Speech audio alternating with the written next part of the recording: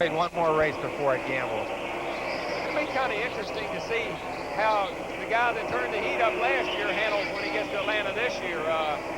Smart money says you play it conservative. Close to the cup. Don't take any chances. Well, I think he's going to race and try to win. I would, but still you can't take that chance sometimes behind like that. Man, I ain't going to do nothing no different. Run as hard as I can, wide open. Take it to the front, keep it there. You know, Rusty said that Atlanta, he wants to cross the start-finish line with checkered flag waving. All 4 tires smoking. Is that the way you want to do it? No. That's not the way he's going to do it either. A little difference of opinion there. Well, there is Rusty Wallace. He's dropped back a few positions here. The car just doesn't seem to be running right now. I'm telling you, he's backing up. Yeah. I don't know what the problem is, but he's backing up pretty serious. I think they missed the setup a little bit, Benny. I don't think that car's handling the way that he needs for it to right at this point. While we were doing that little piece there a moment ago, Richard Petty pulled the STP Pontiac into the garage area and out of the race after having such a great early run here. Richard Petty's out of it. Trying to find Dale Earnhardt. There he is in number 3. So Earnhardt has several positions ahead of Rusty Wallace. Earnhardt right now is the 5th place car, and Rusty is probably about 9th or 10th, so he's got 5 spots on him. Rusty leads by 148 points. All he has to do is start at Atlanta. If he leads by 148 after today, all he has to do is start Atlanta to clinch the title. There's the leader, Alan Kulwicki. 38 laps completed out of the 312.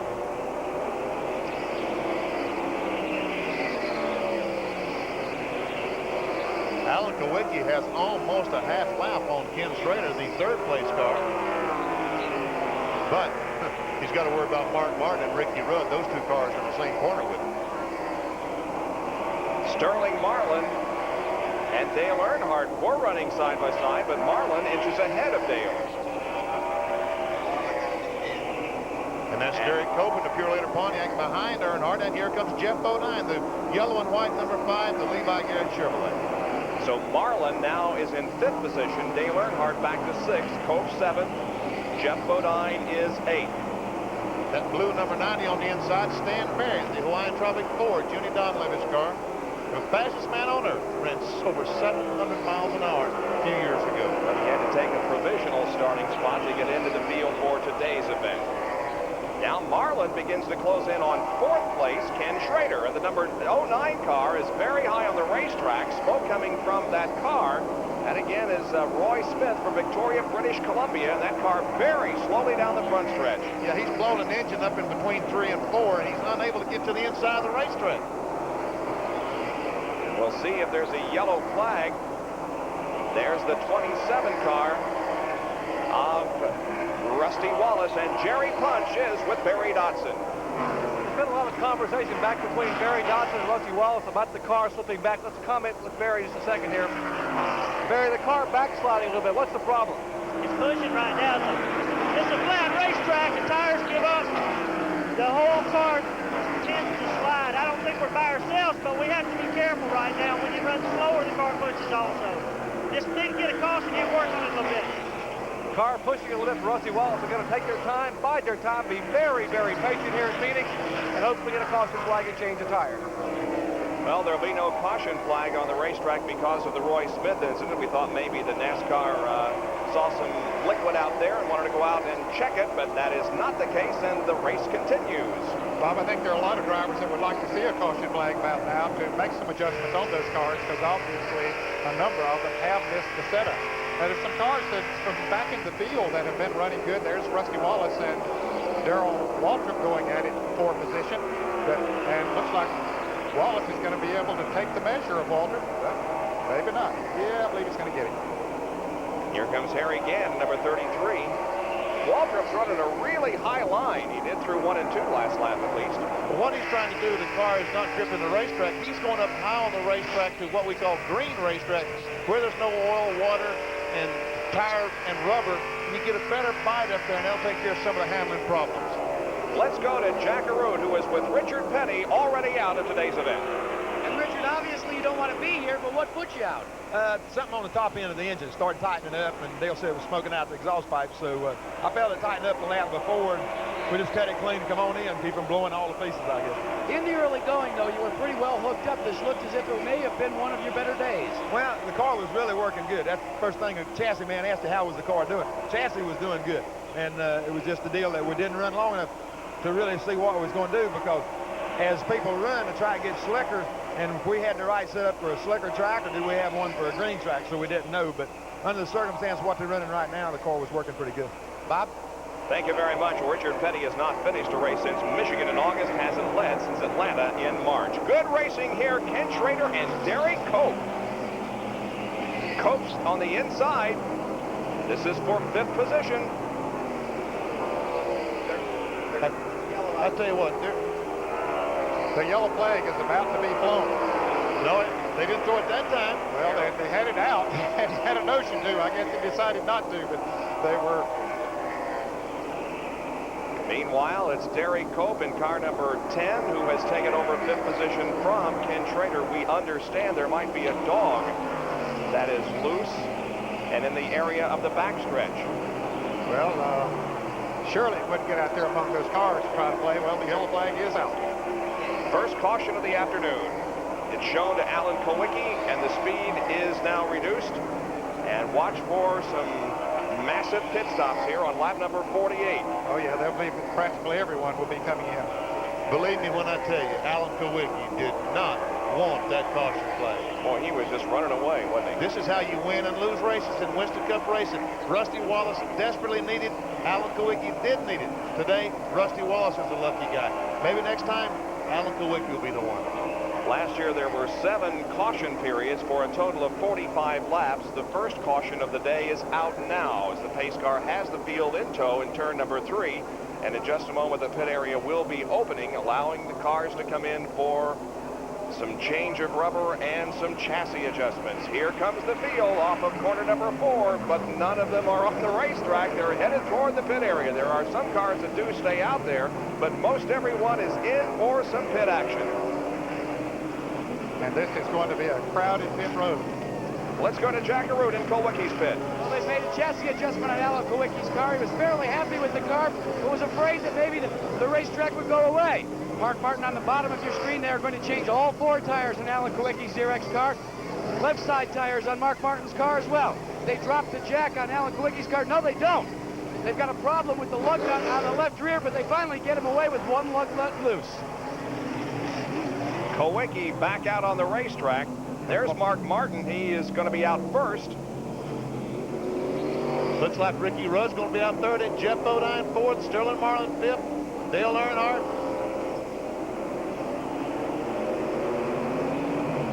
There goes Rusty Wallace. Wallace going out on the, there is an acceleration lane here. That isn't the racetrack. You enter the racetrack off of corner number 2. There's an acceleration lane there in turns 1 and 2 for those coming out of the pit area.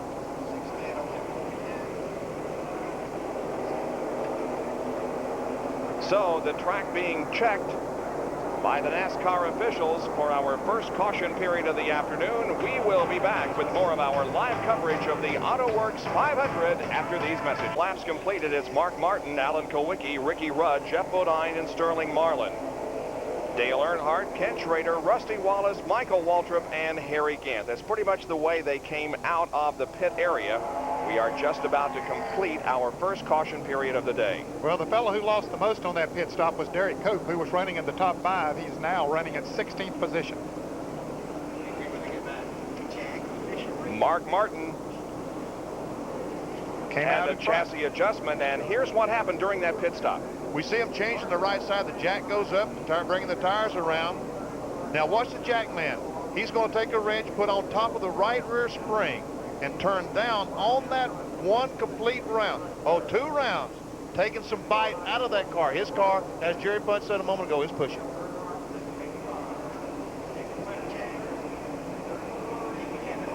All right, now the field set for the restart once again. Here comes the leader, Mark Martin, out of corner number 4. The green flag waves on lap number 52, and we're back to racing.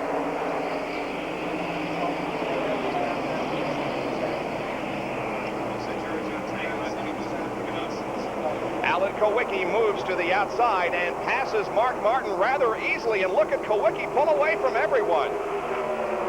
Here comes Bodine to battle Ricky Rudd for third position.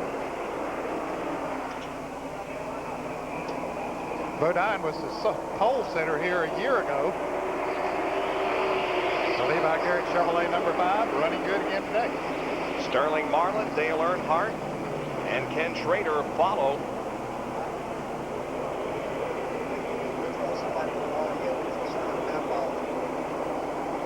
There's the interval now that Kowicki has opened up on second place Mark Martin. Boy, he just drove away from everyone when the flag waved green and he headed for turn number 1. That is absolutely amazing. I'm not sure I understand why that happens, Bob. I've had it happen to me before, but I really can't explain it. You would think that Mark Martin, as well as he was running, could stay in front on fresh tires, but evidently not. I tell you, I think Kowicki's car is just hooked up so well here today. It is perfect. We're inside Ricky Rudd's Quaker State Buick. He's running in third position behind Alan Kowicki and Mark Martin.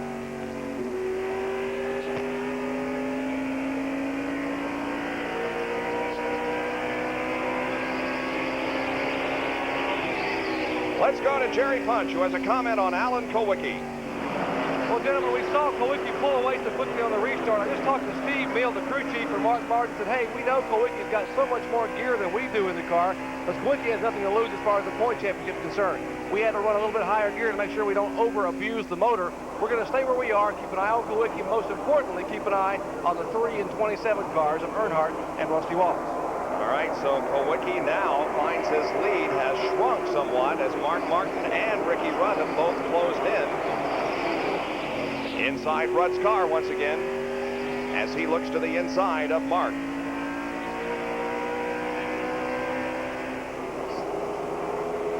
You talk about RPMs and the fact that the 6-car Mark Martin, the blue number 6, the Stroh's Light car, has to run a higher gear than the 7-car. Again, if you abuse the engines and if you turn them too many RPMs, sometimes they just won't take it. They lay down and die on you. And when you fall out of the race here, there's many Winston Cup points that go for the wayside. They just can't afford to fall out, particularly with only 2 races to go in the season.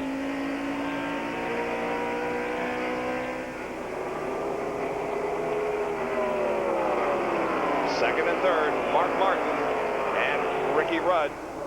The number 4 car of Rick Wilson going very slow through the backstretch. Yeah, he came off of turn 2 and all of a sudden just slowed down dramatically. I'm sure that he'll be coming into the pits. If he makes it to the pits, he's coasting around just trying to get to pit road. Rick Wilson involved in a crash here last year, finished in 29th position. And he is going to make it to the pit area. He's on the apron right now. We understand there's a bad vibration in the motor, and Rick Wilson is taking the car behind the wall. Jerry, what's the story? Well, Rick just radioed to the crew and said he thinks the engine may just come apart inside that Kodak Oldsmobile. Apparently the engine is come unglued, and so he's just going to go straight to the garage area and call it a day. A tough break for Rick Wilson. Meanwhile, a great battle for second position continues between Ricky Rudd and Mark Martin. Rudd to the inside, through the dogleg. He passes Martin, and Rudd goes to second. Now there's a guy that's in a point battle. Did you see the 6-car back off and just let Ricky Rudd go? He can't afford to take any chances. We've been pointing that out, and that was a classic move to try to make sure you don't race side by side with anyone, because when you do that, you're always, subject to crash. Get together with the other car and hit the wall. Yeah, you don't want to rub fenders with. You can get a fender in against a tire or something like that, cost you an extra pit stop. So there's so many things that can happen by running in traffic or running close to someone. Guy with a good run going is Sterling Marlin in car number 95, the number 94 rather, the Sunoco Ultra Oldsmobile. He is in fine shape. Started 19th, was 9th at the end of 25 laps, and now here at the end of 60 laps, he has moved all the way up to 5th. I'm sure that Steve Lloyd, the crew chief on that car, is very pleased. Steve just had the job since, back around Martinsville, I guess he took over as the crew chief on the 94. He finished 10th at the race here at Pheonix last year.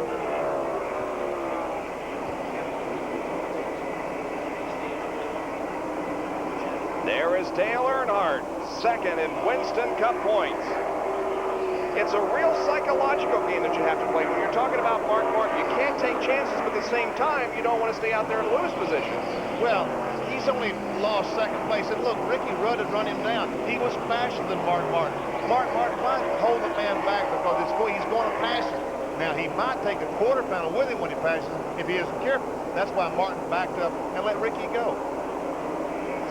Dale Earnhardt running in 6th position. There's the shot from the mountain cam on top of the mountain just beyond the 3rd and 4th turns. A tremendous overall panoramic view of this 1-mile racetrack here at Pheonix.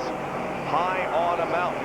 We understand that there were some 130 rattlesnakes taken from the mountain on Friday, and they shook out 60 more yesterday. I'm glad it was them doing the hunting, not me. There's the leader, Alan Kulwicki. Yeah, I was going to say, Ned and I didn't volunteer for that duty, I'll tell you. Kulwicki leading Ricky Rudd. 3rd position belonging to Mark Martin. In 4th spot is Jeff Bodine, and 5th is Sterling Marlin. Back with more right after this. Here at Pheonix International, the race is being led by Alan Kulwicki in car number 7. He has led for most of this event. You know, I think that Alan Kulwicki probably, Ned, this racetrack very similar to the Milwaukee Speedway. And Alan Kulwicki ran there many times. It's probably an advantage to him. I would say so. I've heard he and Rusty Wallace both say that it has a lot of characteristics of the Milwaukee Mile, and I'm sure that that has been a great help to him in setting the car up as well as driving the track.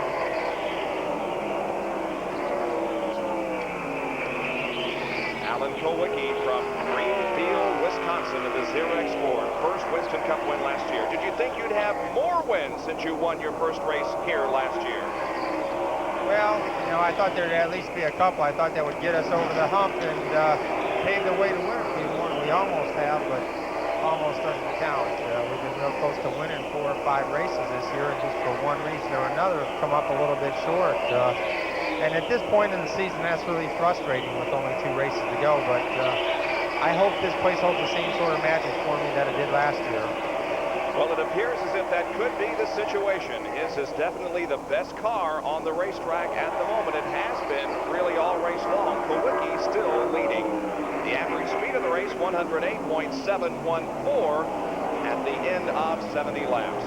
Now here's a good battle. There's Derek Cope and Dale Jarrett in car number 29 and Dick Trickle in car number 84. They're running 14th, 15th, and 16th.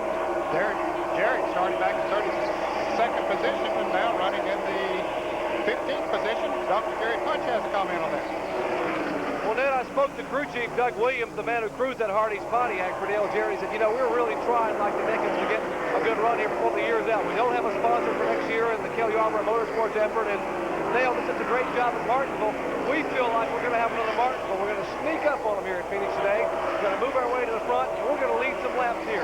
Possibly someone out there will want to sponsor us for next year. So Derek Cope there running in front of Dale Jarrett, but Dale now trying to climb his way into the top 15. Well, he made a good move there. I'll have to give the boy credit. He used that car number 40, which is being driven by Joe Ruttman, and used him to block off Dick Trickle there. That's a pretty good move by Dale. And look here is Dale Earnhardt and Rusty Wallace running together. They have found each other again. You remember what happened at Rockingham. It wasn't an intentional situation, but Rusty lost control momentarily and bumped Dale, spinning him. Both cars were okay. It's a piece of video we saw in the opening of the show, but then here comes Sterling Marlin and hits Dale Earnhardt in the rear end and really eliminated him from any further chance of winning. I think Rusty Wallace is going to be awfully careful this time trying to get by that 3 car because he certainly don't want to do the same thing again. It was pleasant intentional last week. But anyway, he doesn't want to do it again, and he certainly doesn't want to put himself out of this race. This is for 6th position. Earnhardt and Rusty Wallace 1st and 2nd in Winston Cup points. Jerry Punch again at pit road. Remember last year when Rusty Wallace had a favorite car by the name of Whitney? He won 4 of the last 5 races of the year in that car. Well, this year, his favorite machine is the one he's driving today. It's named Tia, after crew chief Barry Dotson's oldest daughter. This is the same car he set on the pole with at Wilkesboro early in the year. He won with at Richmond on the radial tires in the car. Then he finished 4th at Martinsville. They are putting all their eggs in one basket here on this Pontiac named Tia. And again, he is battling for 6th position with Dale Earnhardt. Right now, there are 26 cars that are on the lead lap of this event. We have run 77 laps and only had 1 caution, and that was for debris on actually a dog that had jumped over a fence on the backstretch that had to be corralled. Now Wallace looking to the inside and trying to move alongside Dale Earnhardt as here comes Harry Gant at number 33. He's running at 8th. The Wallace's car is staying down on the inside of the racetrack much better since they made the chassis adjustment on it. Maybe they made the adjustment with tires, but it's not pushing as much as it was earlier. Shot once again from a mountain cam outside of turns 3 and 4. I thought Rusty had him that time, but they're still side by side, and they're losing valuable ground to the leaders. Look, Harry Gant's run them down just in a lap or two as they race each other side by side. Spin in turn number 2. Larry Pearson loops it. If he made contact with the wall, it was just slight. But the caution is out. He pulls away and keeps going. However, the second caution flag of the day flies. These guys will be racing to the caution flag. Alan Kowicki, the leader of the race, has already taken the caution, and now here they come off of corner number 4. There'll be no contention for the spot as Earnhardt will be 6th, Wallace 7th, and Harry Gant 8th. Pace car picks up the field off of corner number 2. There's Alan Kowicki, the leader of the race. More pit stops probably coming up, although it hasn't been all that long since we had a caution flag. But I'll bet we'll see them coming in, Bob. I'll guarantee it. Yeah. Because those newer, cooler tires run a lot faster, and if one comes in, the others have to. It's worth probably 3 or 4 miles an hour a lap just by putting fresh tires on the car. And here comes Kowicki. Here comes Ricky Rudd. Both of them down pit road. Kowicki stops. Rudd goes on down pit road to his pit. Alan Kowicki pitted toward the 4th turn, and here is Mark Martin as we ride with him. His pit is located nearer the 1st turn area, and this is the crew cam. It's like Robin's in the dark. Robin Pemberton, Jimmy Maycar is wearing another one of our crew cams as he goes to work changing the tires on Rusty Wallace's car.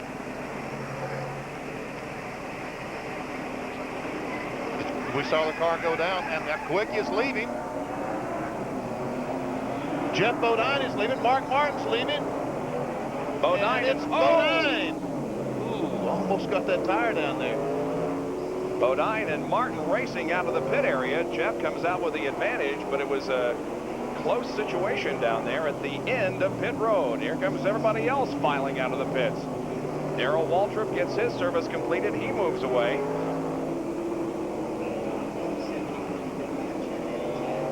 Derry Cope, one of the last cars to complete service on his machine and get back out there.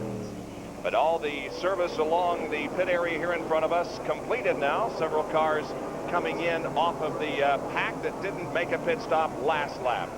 We'll take another break and be right back with more.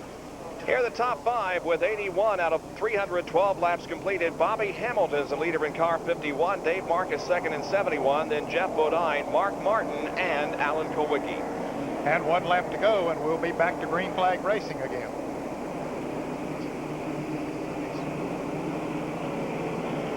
You know, in case we're talking about Rusty Wallace as we see him going down in turn 1, the white car. He announced this past Monday he and Raymond Beadle have re-signed for 1990. There's been some speculation of what Rusty Wallace is going to do. Well, they made it official that he is going to be driving that very same car next year. Barry Dodson, Harold Elliott, all the guys are going to be there. Same team, all together, 1990. Different sponsorship on the car, however. It'll be gold and black. Miller Genuine Draft will be the sponsor on the Rusty Wallace car for 1990. The deal with Raymond Beadle just 1 year, but there is a 4-year contract between Rusty Wallace and the sponsor. That number 46 car that you saw, that green one there, is one of the camera cars that's being used for the shooting of the movie out here this weekend, driven by Greg Sachs. Pace car pulls off the track. Here we go again. The restart, and the flag flies on lap 83. Back to racing we go. Bobby Hamilton in the car number 51 is in the lead. I don't think he made a pit stop, but he's off to a good start there. But Bill Parsons was able to jump him and get Bill is a lap down, or was a lap down. Now he's back in the lead lap. He needs a caution, and he can get back in the seat. Bobby Hamilton leading the race, second on your screen. Here comes Jeff Bodine working the outside of Dave Marcus. Marcus in 71. It's got to be a real thrill for Bobby Hamilton, who never driven a Winston Cup race until a Winston Cup car until about a week ago. He's in his first race here this afternoon, and he is the leader. But that's only for a few moments, as it appears as if Jeff Bodine is going to be able to pass it here. We're in Mark Martin Stroll's Bike Ford.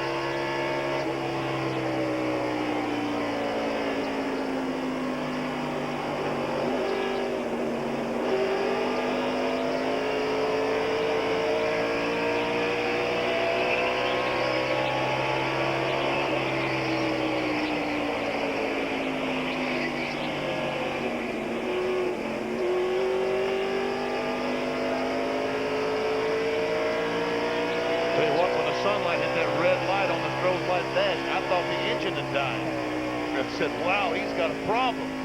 Looked right up on the back of Bill.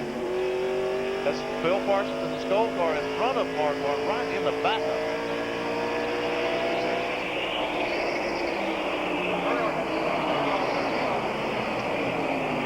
Martin down. Dale Earnhardt has a problem in the Goodwrench Chevrolet. He has moved high on the racetrack, and boy, he doesn't need this to happen if he has any shot at winning the championship, whatever the problem might be, but he is definitely slow. Not only the championship, but this could be second place. Mark Martin, with a good finish, could go by Earnhardt, and it's probably worth another $150,000 between second and third. Dale Earnhardt has just had some incredibly bad luck for the last 4 races.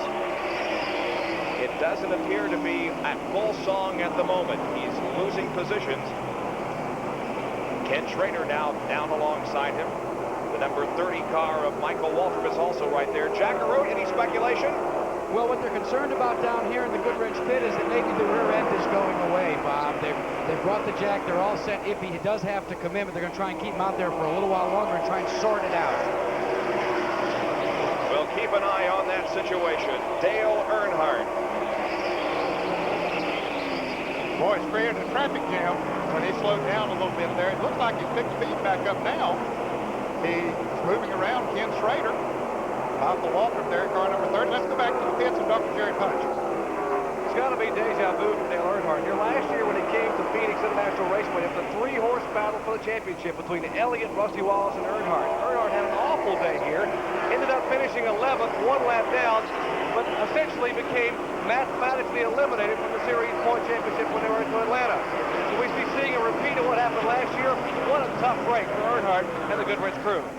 He appears to be holding his own, as you indicated, Ned. He lost several positions a few laps ago, but now has not lost any more. In fact, has taken 1 of them back. So maybe he just wanted to make things dramatic here. Give us an opportunity to talk about it a little bit. Oh, a battle for second position between Alan Kulwicki and Mark Martin. And man, look at Alan Kulwicki go to the inside and pass Mark Martin. That car is really hooked up. Yes, it is. Normally, when you go into a turn that fast, pass someone on the inside, they back off a little bit, as Mark Martin did. The car will slip up. The one's doing the passing. Kulwicki's car stuck right down on the inside. He is really hooked up here today. The leader of the race is Jeff Bodine. You can see him ahead from Mark Martin's car. And we'll take a look at it once again of how Kulwicki made the car stick on the inside to take second. Yeah, he just cut her left coming off turn 4, pressed on the accelerator. It stuck, didn't even slip a bit, and made the move. Alan Kulwicki is getting rid of a lot of frustrations in 1989 today, believe me.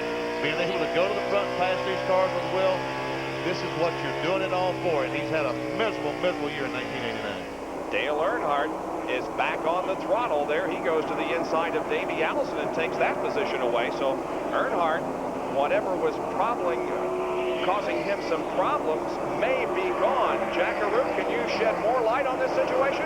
Well, Bob, here's the thinking right now. This is Dale Earnhardt's pit, and you can see that it's a melding of concrete and blacktop. Now, when they dropped the car off the jack and he dropped it into gear, he actually lit the tires up, and they feel that maybe they had popped the ratchet in the rear end out for a second. It seems to have settled back down in now, so they're not as concerned as they were before, and they have no intentions of bringing him back in. He's back up to speed. All right. He indeed is. Now he is caught up with the number 2 car of Ernie Irvin and the 71 of Dave Marcus. So the car is now appears to be back at full speed. The lead is held by Jeff Bodine, car number 5 at the 93 lap mark. In second position is Alan Kowicki, and third is Mark Martin, followed by Ricky Rudd and Sterling Marlin. Back with more live action right after this.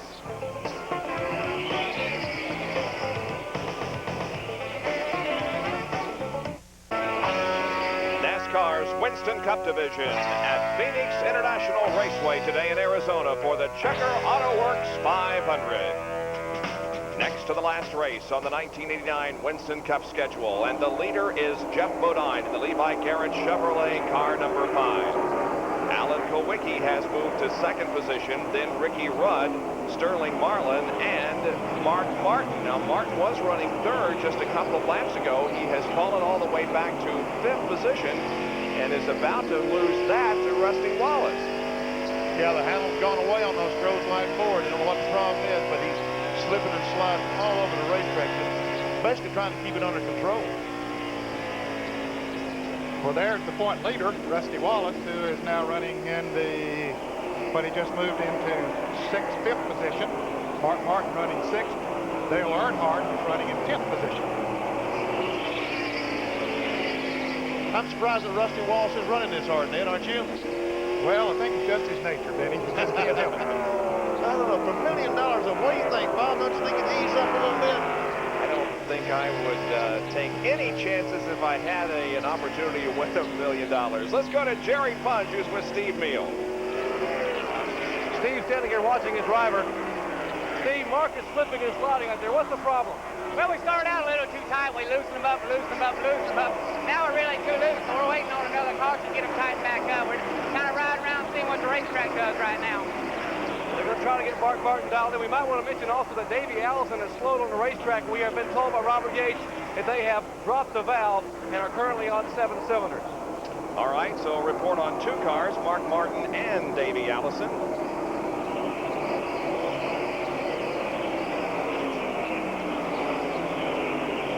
Martin has Rusty Wallace just ahead of him. There's that TV camera car to the left now, that bright green car that's being driven by Greg Sachs. It is part of the movie that's being filmed here this afternoon, starring Tom Cruise, that is scheduled for release next summer. Darrell Walker says this is his road course car, and they painted these colors. I told him it's the only one they had to go ahead and painted a bright color so it would rival the Tide color. And by the way, his name on that car, the name on the roof of that car is Cole Trickle. That's the name that Tom Cruise will use in the movie Days of Thunder.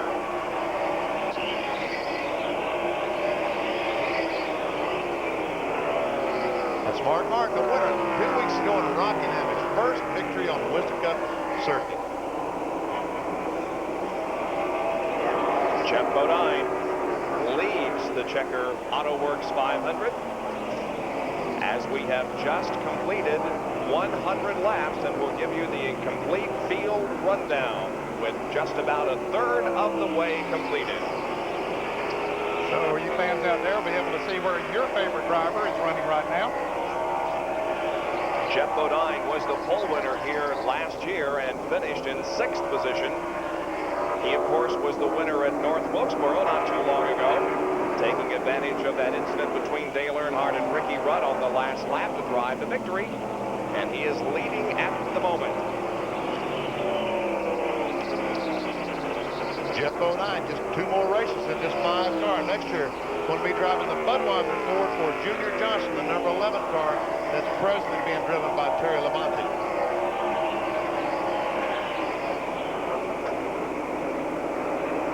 And there you have the way that they are running on the track at the end of 100 laps. Jeff Bodine, would you rather win the Winston Cup title for the money or for the trophy itself?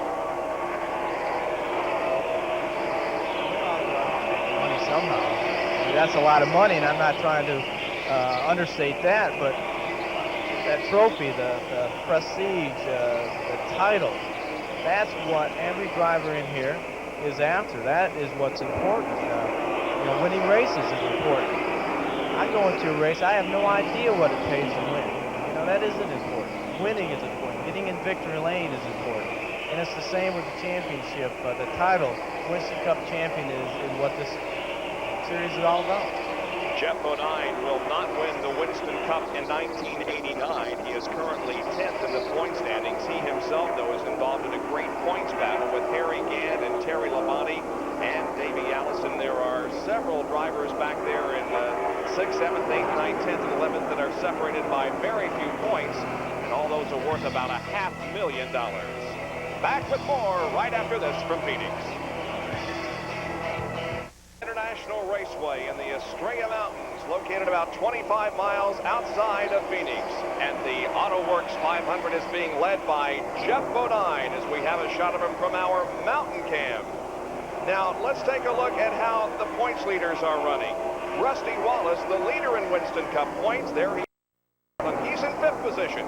Dale Earnhardt, second in points, is 10th, and Mark Martin is 6th. Now, if the race ended now, this is the way the point situation would be. If Rusty can go out of here today with a 148-point lead, he will clinch the Winston Cup. Actually, it would mean all he would have to do is start at Atlanta. He would have to show up at Atlanta. But we have 200 more laps to go. A long way, and a lot can happen. And I don't think anybody is believing that Rusty Wallace is going to clinch anything here. Mark Martin is right there behind him. And Dale Earnhardt is certainly not out of this yet either. He had a few problems a few laps ago, but things seem to have stabilized as he has now remained in that 10th position for the last 5 or 6 laps. Well, here's a lap up on the side cam, which is hooked onto Mark Martin's car. We'll take a lap around PIR. This is between 3 and 4. He's exited turn 4. Up against the outside retaining wall, the start-finish line. And later on in the afternoon, the sun will be miserable going in turn 1. As it dips down to the west, it's directly in the driver's eyes. Exiting turn 2. Oh, man. And there's a dog leg in the backstretch. Settling down into turn number 3 once again, and there is a lap of Phoenix International Raceway as he passes under the Goodyear Bridge once again. One of the best battles on the racetrack is for 4th position. Sterling Marlin has that position in 94, but Rusty Wallace is right there knocking on the door.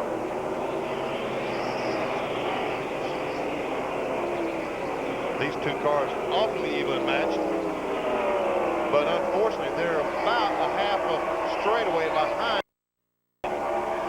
You do have to take your hat off to Sterling Marlin, though. He started this race in 19th position and came to the front very quickly. Now finds himself in 4th. Yeah, on a racetrack that is very, very difficult to pass on. Ned mentioned that earlier in the show. And awfully difficult to pass here. Now Ricky Rudd and Alan Kulwicki are running together on the racetrack. Here comes Rusty Wallace to make a bid for 4th position on Sterling Marlin. Rusty to the inside through the dogleg. Rusty is going to pull ahead of Sterling Marlin, at least momentarily, as they head out of turn number 4. Yep, Rusty's got 4th. I bet you didn't think he was going to do it. I didn't. I thought, well, I'm going to call old Jenkins, tell him, no, you're wrong again, but he was right, as usual. Now, a few cars ahead of them, the number 7 of Alan Kulwicki, and from inside, Ricky Rudd's car. And the white car up in front of the Xerox Ford, that is the leader, Jeff Bodine. So, a good race. A few car lengths separate the first 3 cars. The number 17 and 25 cars are running side by side. That's Darrell Waltrip in 17 and Ken Schrader in number 25. And this is the battle for 19th position. Well, Darrell Waltrip the other day on Friday asked him how his car was running. He said, I'm a turtle. And he's certainly not running the way Darrell Waltrip usually runs. We would normally see a battle for the lead, but as we just mentioned, a race for 19th. But neither is Ken. He was our pole sitter and dropped back rather quickly. Jerry Punch, can you add anything to this Schrader run? Well, we have 2 problems apparently, Bob. The one problem we have is what a lot of drivers, including Darrell Waltrip, has. The car is just not dialed in right now. The car is just very, very tight. And we're hoping to get a yellow flag and get him in here and put a rubber spacer in the right rear to loosen the car up a little bit. Now, we did a track back a few weeks ago on putting a rubber spacer in the car between the springs to make a major chassis adjustment. That's not really their biggest problem. The biggest problem they have right now is the car is overheating.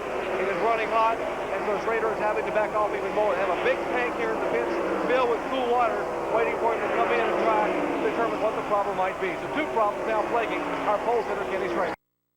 Thank you very much, Jerry. Darrell Waltrip continues to run right alongside Ken Schrader as the teammates are hooked in a battle for that 19th spot. And you can see right behind them there's two other cars running side by side, Neil Bonnet and Terry Labonte, two Fords side by side. Now the car number 11 goes high, and a little smoke coming from Davey Allison's car. We mentioned that he perhaps had lost a cylinder, but he's still hanging in there pretty good. But a little smoke coming from that car, especially when he goes into the turn. Tell you what, he's doing pretty doggone good for Darrell Waltrip. Ken Schrader race this will not let up. They're still side by side, and here, well, okay, Schrader finally got in front of him after about 3 laps. And Neil Bonnet finally got around Terry Labonte. Neil Bonnet driving the Wood Brothers Simcoe Ford number 21. So in this shot, 19th, 20th, 21st, and 22nd, we have the guy who started on the pole, Ken Schrader, and the guy who started second, Terry Labonte. So you can see how they have fallen back in the first third of this race. 9, Alan Kowicki and Ricky Rudd, the first 3, and there they are. You can see how much they're separated by. We'll be back with more from Phoenix International Raceway after this. Valuable parts inside a Winston Cup engine compartment, but none nearly as valuable as this small little stand radio really costs pocket change compared to a $25,000 motor. But this cap here on the Xerox Ford is labeled at 22 to 24 pounds. Now normally a passenger car cap is labeled at 7 pounds. For every pound of pressure a radiator cap resists, it will raise the 7 degrees. So 24 pounds, you figure it out. 7 degrees per pound. You certainly can run these cars a lot hotter than you could a passenger car. And when you add the Xerox antifreeze, which will additionally cool the car, you can save the motor on a hot afternoon, for example, here at Phoenix. The one thing you don't want to have happen, when it boils, it goes from liquid to vapor and no longer cools the motor. When it starts to boil, that's exactly right, Jerry Punch. It will release the spring in the cap and the water will leave. We mentioned a moment ago, Ken Schrader got an overheating problem. It's probably because that the screen wire on the grill is allowing enough air to go through and cool the car off. Certainly not because of the radiator cap. All right, first, second, and third. That Xerox car is running pretty cool at the moment. It's in second position behind Jeff Bodine. We're riding with Ricky Rudd in.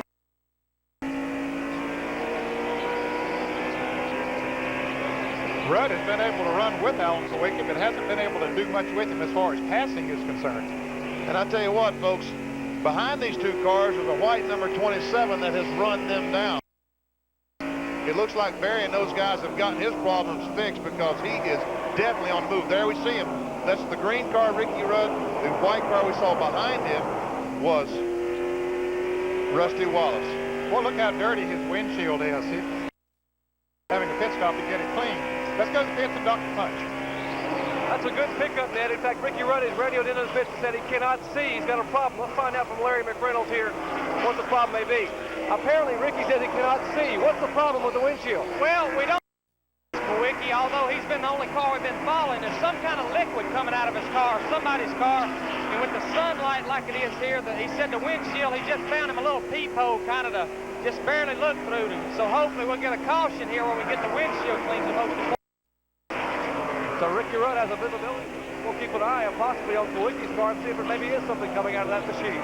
Well, as we ride with him, that visibility problem, of course, is especially bad going into turn number 1. That's when the sun gets in such a position that you can't see out the windshield, but then the sun blocks your vision. We'll continue to watch that situation, but Rudd, for the moment, continues to run in third spot. The number 51 car of Bobby Hamilton is on pit road for a stop. They're changing the tires on the right side of that car. He didn't stop during that last caution and took the lead as a result of it. Now having to stop during green flag conditions, he'll go at least a lap down. We're still running in 9th place when he came into the pits, but this green flag pit stop is going to cost him. Bobby Hamilton from Nashville, Tennessee, in his Winston Cup debut here this race from 5th position. Rudd and Kulwicki continue to go at it out there for second spot. Now Ricky is really pulled in on the rear spoiler of that number 7 Xerox car. It's Larry Pearson to the left. Alan Kulwicki passes him in the dog leg, or tries to.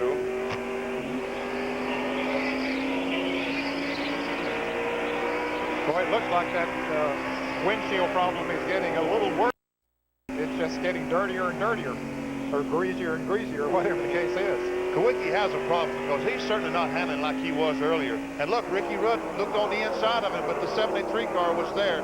That's Bill Smith, the Winston West champion, and there's that by Kulwicki. And look at Rusty Wallace. He has caught Kulwicki and Rudd. And it appears as if these three cars are beginning to reel in the leader. So if you're just joining us, we are at lap 134 out of 312, and the lead is held by Jeff Bodine. Second is Alan Kulwicki. Third, Ricky Rudd, and fourth is Rusty Wallace. Wallace looking, trying to take the position away in turn 3. Well, Rudd don't mind if he goes by, because that'll be someone else to get the oil on out of Kulwicki's car if he in fact is losing oil. I noticed Ricky Rudd, he's trying his best not to run behind Kulwicki. He goes down in turn 1 when Kulwicki goes low. When Kulwicki comes off the corner high, Rudd's been trying to go low. Anything to keep from getting that oil on the windshield. Let's go to Jack Arute with a comment on Alan Kulwicki. Well, Bob, you know, down here on pit road, it's very difficult sometimes to ascertain cars. The caution has come out. Indeed it is, Jack. The number 90 car of Stan Barrett has spun over in turn number 2. He gets it back on the racetrack. But it indeed is a break for Ricky Rudd. He can get the shield cleaned off. Well, it's certainly not a break for Kulwicki, because we haven't seen any smoke from the car. But if he goes to the pits and they ascertain he does have an oil leak, NASCAR is going to have something to say about that. And if they say fix it, how can he fix an oil leak? What it is, but usually they are very, very tough to fix. There's Stan Barrett, who spun. It apparently didn't hit anything, bringing the car on around, and he might not know the rules because he headed into the pit. No, I guess he stayed out there. I thought he was about to head into the pit. Wait until that green flag is given to go into the pits. And it is just about to be given, as here comes the pace car leading the field off of the 4th corner, and indeed here come those running up front for a pit stop. Jeff Bodine, Alan Kulwicki. Now there's a Bodine's pit. Waddell Wilson brings that Levi Garrett Chevrolet to a halt, and Jeff Chandler and the crew now will go to work on the car. It will be a 4-tire stop for Jeff Bodine, as will most of the lead cars in a minute trying to get rubber all the way around. Let's go up and check in with Alan Kulwicki's pit and Jack Arute. There's 4 tires for Alan Kulwicki. They're not at all concerned about any sort of smoke or a leak. They didn't even look under the car. Kulwicki has dropped the jack. He's blocked in just a bit by the number 11 car, Labonte. Let's go to Jerry Punch. Right side tires on the Folgers Chevrolet for Katie Schrader. Now got Richard Wilson's crew over there to Henry Mayfield. They will come around to the left side. Let's check up Terry Labonte's pits and Jack Arute. They have made major chassis adjustments on Terry Labonte's car. As well, they have finally switched helmets. He has been without Rick. Gentlemen, guess which helmet he's wearing this time? The STP Pontiac helmet of the king, Richard Petty. Everybody out of the pits. Boy, a lot of activity along pit road there in the last few minutes. Sterling Marlin had some kind of problem as he exited. Tremendous amount of smoke out of his car. I don't know exactly what happened, but and Ricky Rudd had some problems leaving the pit. It looked like his clutch, he had a transmission or clutch problem. I don't know exactly what happened. There's a 94 car of Sterling Marlin. We'll see if anything evident from it. We'll replay. Here it is, Benny, what you talked about. On the right front. The right, he's got a lug nut. He has a lug nut hung in the right front. Yep. When they changed the tire, one of the lug nuts got between the rotor and the caliper when they put the wheel on. There, finally it broke loose, but he has a flat spot on his tire. Now that's because that is very dangerous. So we may see Sterling Marlin coming in here for another change of rubber on the right front corner of the racetrack. We'll let you know. We're live at Pheonix for the Autoworks 500 Winston Cup race.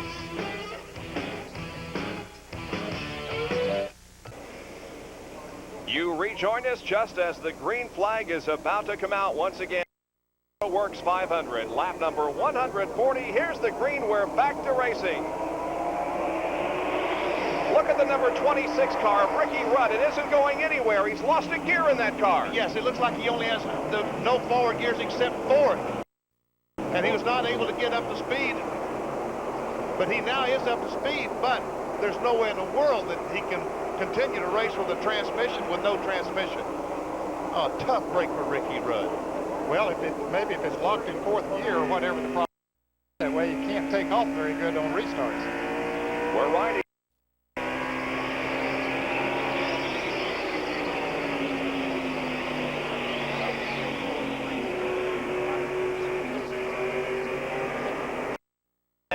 Rusty Wallace are going at it for the lead. Jeff has the advantage, but look at Wallace. He's closing in to a couple of car lengths. Now really closing in the third turn. Rusty Wallace may be making a bid for the lead. Here comes Alan Kowicki running in third to the inside at the start-finish line. Is he going to position himself inside? He moves to the inside, pulls alongside Jeff Bodine. Great battle for the lead. He wants to get 5 Winston Cup bonus points in the worst way. He figures this might. Look, Kowicki pulls up on the outside. While Rusty's trying to take away the lead, he now stands the chance of losing second position because there is Alan Kowicki. Rusty's not able to let that car drift out. That time he did lose second place to Alan Kowicki. But here comes Rusty battling back on the inside. Man, Rusty, there's $1 million at stake, son. Be careful. He did tell us that he wanted to be as you indicated, Ben, he wanted to be sideways with all 4 tires ablazing to win the championship in Atlanta. And it appears from his driving performance today that he is going to go for it and not by any means just home the championship. Kowicki looking on the inside of Jeff Bodine, trying to take that #1 spot away. So Rusty now watches the battle for the lead from third position as Kowicki and Bodine have pulled ahead. Well, Rusty won the Winston Cup title here this afternoon. Track an awful lot. I think it's a real pretty track. The people out here have done a wonderful job getting this place ready. I'd love to clinch it here, sure. Everybody else wants me to clinch in Atlanta. Running so hard, $1 million at stake, but look at the battle for the lead. Kowicki and Jeff Bodine. Alan's going to get the lead again, I believe. Yes, he does. Evidently, the last set of tires he had on were a little mismatched or something earlier, but it looks like he has her hooked up again now. That's Alan Kowicki in car number 7. Meanwhile, while Kowicki got by Bodine, Rusty Wallace able to pull up on the back bumpers. In 10 more laps, we will reach the halfway point, and there $1 at stake in the halfway challenge. Whoever leads lap 156 will win $10,000. By the way, we mentioned Sterling Marlin before we went on break that he had a lug nut or something loop behind the right front. During the commercial break up to us that he in fact just hit the brakes and to avoid running over someone down there and hit the brakes, and that's what we were seeing, and not a lug nut jammed in there as I suspected. Now here's Rusty trying to take second place away from Jeff Bodine. There's turn 3, Rusty away second from Jeff. So now it's Alan Kowicki leading Rusty Wallace to second and Jeff Bodine third. There's the serial on Rusty Wallace from 9th to 4th, and now at the end of 147 laps, he is very consistent run this afternoon by Rusty Wallace. There's only one guy in front of him, the number 7, Alan Kowicki, Xerox Ford. Awfully strong. Kowicki awfully strong this afternoon. There we see Kowicki in the front or left, Rusty Wallace in the middle, and Jeff Bodine on the right. You know, my question is, guys, what's going to happen if Alan Kowicki wins this race? Remember what he did last year? He drove the victory lap back. He have something else in mind? Well, we're a long way from the end of this race. We're nearing the halfway point, though, with the Autoworks 500. And Mark Martin is running 5th. 6 through 10, Sterling Marlin, Dale Earnhardt, Bill Elliott, Kerry Gant, and Morgan Shepherd. In just 4 more laps, we'll reach the halfway, win $10,000. Trickledale Jared is 12th. 13th is Darrell Waltrip. Dave Mark is 14th. Neil Bonnet is 15th. Derek Cope 16th. Michael Waltrip 17th. Jimmy Spencer 18th. Terry Labonte 19th. Ernie Urban is 20th. Is in 21st, and Davey Allison and the car number 28 is running in the lead lap. There is Jeff Bodine running in third spot. Doesn't appear as if there's going to be a battle for the 10 grand available at the 6th lap mark, which will more circuits. Well, there's the number 28 car of Davey Allison, and it looks as if it may be all over. A lot of smoke coming from that car. He dropped a cylinder earlier in the race, was just simply trying to as he could, but now it appears as if he's headed for the pit area. It could be all over for Davey Allison and the Hamilton Ford. You talk about having a race for the $10,000. There's one guy out there that sure wishes there isn't a race. That's Kawicki. As bad as his luck's been, I'm sure he can use $10,000. Davey in Winston Cup points coming into this event, only 4 behind Jeff Bodine. Next time is the halfway mark for out. And there's probably some fan up in Wisconsin that went to the Gillette retailer and put his name in the pot, so he will probably win $10,000 as well as Alan Kawicki. Here he comes off of the 4th corner. We have reached the Autoworks 500 here at Pheonix International Raceway, and the leader, $10,000, goes to Alan Kawicki. All right, that's a nice little bonus to get while riding around out there at ease. He looks like he is. Ways to go. Still laps. Rusty Wallace back in the race, running very well, and Jeff Bodine. Mark Martin, they'll probably get that car adjusted. He'll be back in the race before too long and running well.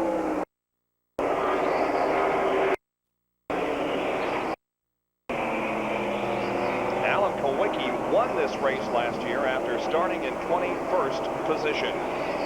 Now here's a good battle on the track involving the 94 of Sterling Marlin and Dale Earnhardt in number 7th and 8th. And we see the car number 15 of Brett Bodine, and there Brett went a lap down just as the caution came out. The last caution came out. His brother Jeff was leading the race, but the caution was thrown just as Jeff got to the start-finish line. He tried his left Brett stay in the lead lap. So Brett Bodine is a lap down in the Motorcraft Ford of Bud Moore, number 15. Brett Bodine. There is the leader, Alan Kawicki, 7. Last year here at Pheonix International Raceway, Alan with his first Winston Cup win is the subject of our Winston Cup replay. Winston Cup by the First Name and Filters, protection for exceptional vehicles like yours. 1988 NASCAR's first visit to Pheonix International. It was Terry Labonte and Alan Kawicki up front early. Rusty Wallace was in an uphill struggle to win. Kawicki first established himself as the man to beat, leading by lap 46. Ricky Rudd led the most circuits, but then just 16 laps from the finish. He slowed and eventually dropped out of the race with engine failure, finishing. Wallace pitted for fuel in the final 10 laps, relinquishing his 2nd position. He would still be 79 points behind Bill Elliott, headed to the final race of the year in Atlanta. At the checkered flag, NASCAR on the lead lap in as Kawicki took the checkered flag. And he carried out a promise he had made to himself earlier. A victory lap around the track in the opposite direction in celebration. So far, it's been Alan's only visit to a Winston Cup victory lane. Well, that was a year ago when we came to Pheonix International Raceway, and things have been improved even more in the last year, and the crowd is even larger for the Autoworks 500. We'll run and hit the wall here at Pheonix International Raceway. 167. The yellow flag is out for the 3rd time this afternoon. Phil Parsons is okay. The car is moving. It's headed in the wrong direction. Slide sliding down the banking and now headed toward pit road. Quite a bit of damage, at least sheet metal damage. You can see smoke. That's probably a fender or a quarter panel against one of the tires, but the Crown Skull team have quite a bit of work to do to that car to get Phil going again. Caution period of the day. Wants to roll very. Sheet metal's knocked in on the tire, so it almost won't roll at all. Stand by for more pit stops. Here comes the pace car off of corner number 4. Alan Kulwicki is right behind the pace car. Then Rusty Wallace, Jeff Bodine, Sterling Marlin, and here comes the field once again. Every time there's a caution, you can rest assured they're going to come in, and they race down pit road once they get headed on there. They want to get to their pits as quickly as they can. There's Kulwicki as the crew. Car. Let's go to Jerry Punch, who's with Rusty. Likewise, work being done by Rusty Wallace's crew. Jimmy Maycar, right front tire. Of course, here's Barry Dotson racing around on the left side of the car. They have changed the right side tires. We're showing Alan Kulwicki now on the left side getting his tires. Paul Kulwicki, he is down and leaving pit road. Here's Rusty Wallace now moving down pit road, and he will try to beat Kulwicki out, and Wallace will do it. Here is Jeff Bodine, moving down pit road. Bobby Miller. Here's Rusty Wallace at a great pit stop. Will be the first to lead cars back on the pits. Let's go back to the garage. Standing by with Davey Allen. Jack? Jerry, before Davey, we put him on camera, he said, well, we only have one race to go. This has not been your day here at Pheonix. Well, it hadn't, Jack, and I want to say this. I was looking at saying that as in a positive way.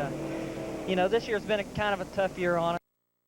Problems, going through some personnel changes, trying to get some things sorted out. We're learning some things, but we had a tough break today. Now we got to go to Atlanta and try it a little bit better. But it hasn't been that bad of a year either. You've got a victory or so. Well, we got 2, but, you know, we've fallen back in the point standings over the last 7 or 8 races from 5th place to today. Going into this race, we were 11th, and this is going to put us back some more. So that's what's hurt us. But we'll just have to keep working hard, do the best we can, and get things in order for 1990. Now, before we get a whole bunch of letters back at ESPN, explain the beard. Well, it's hunting season in Alabama, and this is the first year I've been able to grow one. Hopefully he'll be able to get a buck or two to go through all of that. I'm not quite sure, guys, that it really is a beard. Well, it's showing signs of one, Jack, and I asked him this morning when he made a statement like that, this is the first year he's been able to grow one. I said, does that mean this is the first year you've been old enough to grow one? He said, yeah, that's what somebody accused him of. Well, Davey Allison's 2 wins this year have been on super speedways at Talladega and at Daytona, but it's all over for Davey Allison here this afternoon. So we're getting ready now for a restart in just a couple of more laps in the Autoworks 500 here at Pheonix International Raceway. Stay with us. Welcome back to live coverage of the Checker Autoworks 500 Winston Cup race, the next to last event of the 1989 season from Pheonix International Raceway. Our Speed World coverage is being brought to you by Pronto, featuring quality auto parts at lower prices. By Right Guard Sports Stick from Gillette, antiperspirant and deodorant. Anything less would be uncivilized. And by Xerex, the antifreeze coolant for extreme conditions. Green flag has just gone out. We're back to racing here at Pheonix, and Rusty Wallace is the leader of this race. Jeff Bodine running in 2nd position, followed by Dale Earnhardt, then Alan Kulwicki, and Mark Martin. And this is the first time today that Rusty Wallace has led this race, so he finally got those 5 bonus points for leading at least a lap. And he has pulled away from the rest of the field, leaving everyone in his wake. That second car there, number 16, is not second in the race. That's Larry Pearson. He is 3 laps down. Jeff Bodine is in 2nd. Well, let's go to Jack Arute, who's with Phil Parsons. As you know, Bob, he's the man that brought the last caution. Now, what happened? Well, I went in turn 1 above Jimmy Spence, and undoubtedly he must have lost control because he body slammed me and knocked me in the wall. That body slam tore the right side of the car up pretty good, too. Well, it really did. We were running pretty fast, and he hit me pretty hard enough that I couldn't control it, and I hit the wall real hard. But one of those things, I'm sure he didn't do it unintentionally. He probably just lost control, and I happened to be there to save him. Bob? Thank you very much. Good to see Phil is okay. There was considerable damage to that race car. Now Dale Earnhardt begins to show some muscle, and he challenges Jeff Bodine for 2nd position.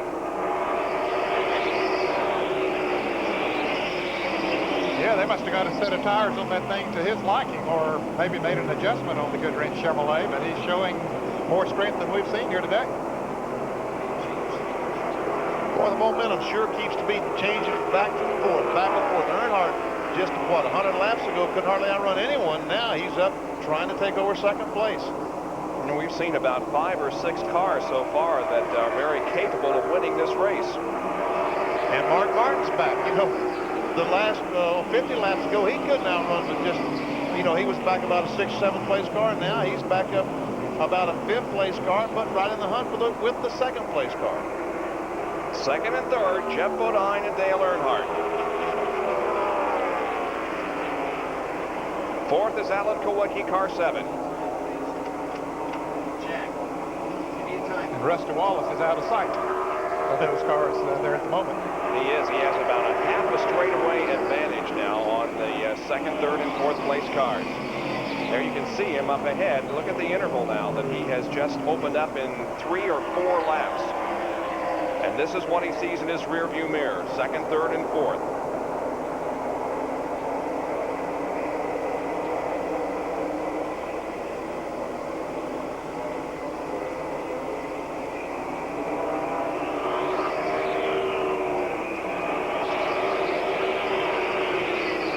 Alan Kowicki might be a little bit faster than those 2 cars in front of him, but being faster and getting by him is 2 entire different things. We've had 7 different leaders so far today. Schrader, the pole sitter, led for a while. Then Kowicki, Mark Martin, Bobby Hamilton, Ricky Rudd, Jeff Bodine, and now Rusty Wallace. And there is Ricky Rudd. He is having problems with that Quaker State Buick on restarts. He is very slow. Jerry, explain, if you will, what the problem is on the Quaker State Buick. Well, Bob, initially it was a transmission problem. Apparently what happened is they had lost first and second gear. The linkage rod that controls first and second gear had fallen down and broken, and it blocked the other linkage rod, so the car was locked in 4th gear only. Now having to restart in 4th gear as Kowicki and Earnhardt battle on the racetrack. And now Kowicki drops behind Earnhardt as they try to challenge again. They're having a good battle on the racetrack. And one problem here with Rudd is now that he's been starting in 4th gear, they may have a clutch going away. He smells something burning in the car, and the crew here in the pits, Larry McReynolds, Wayne Bunkrunner, and Lou LaRosa, are very concerned about possibly bringing him in before they burn the clutch completely up.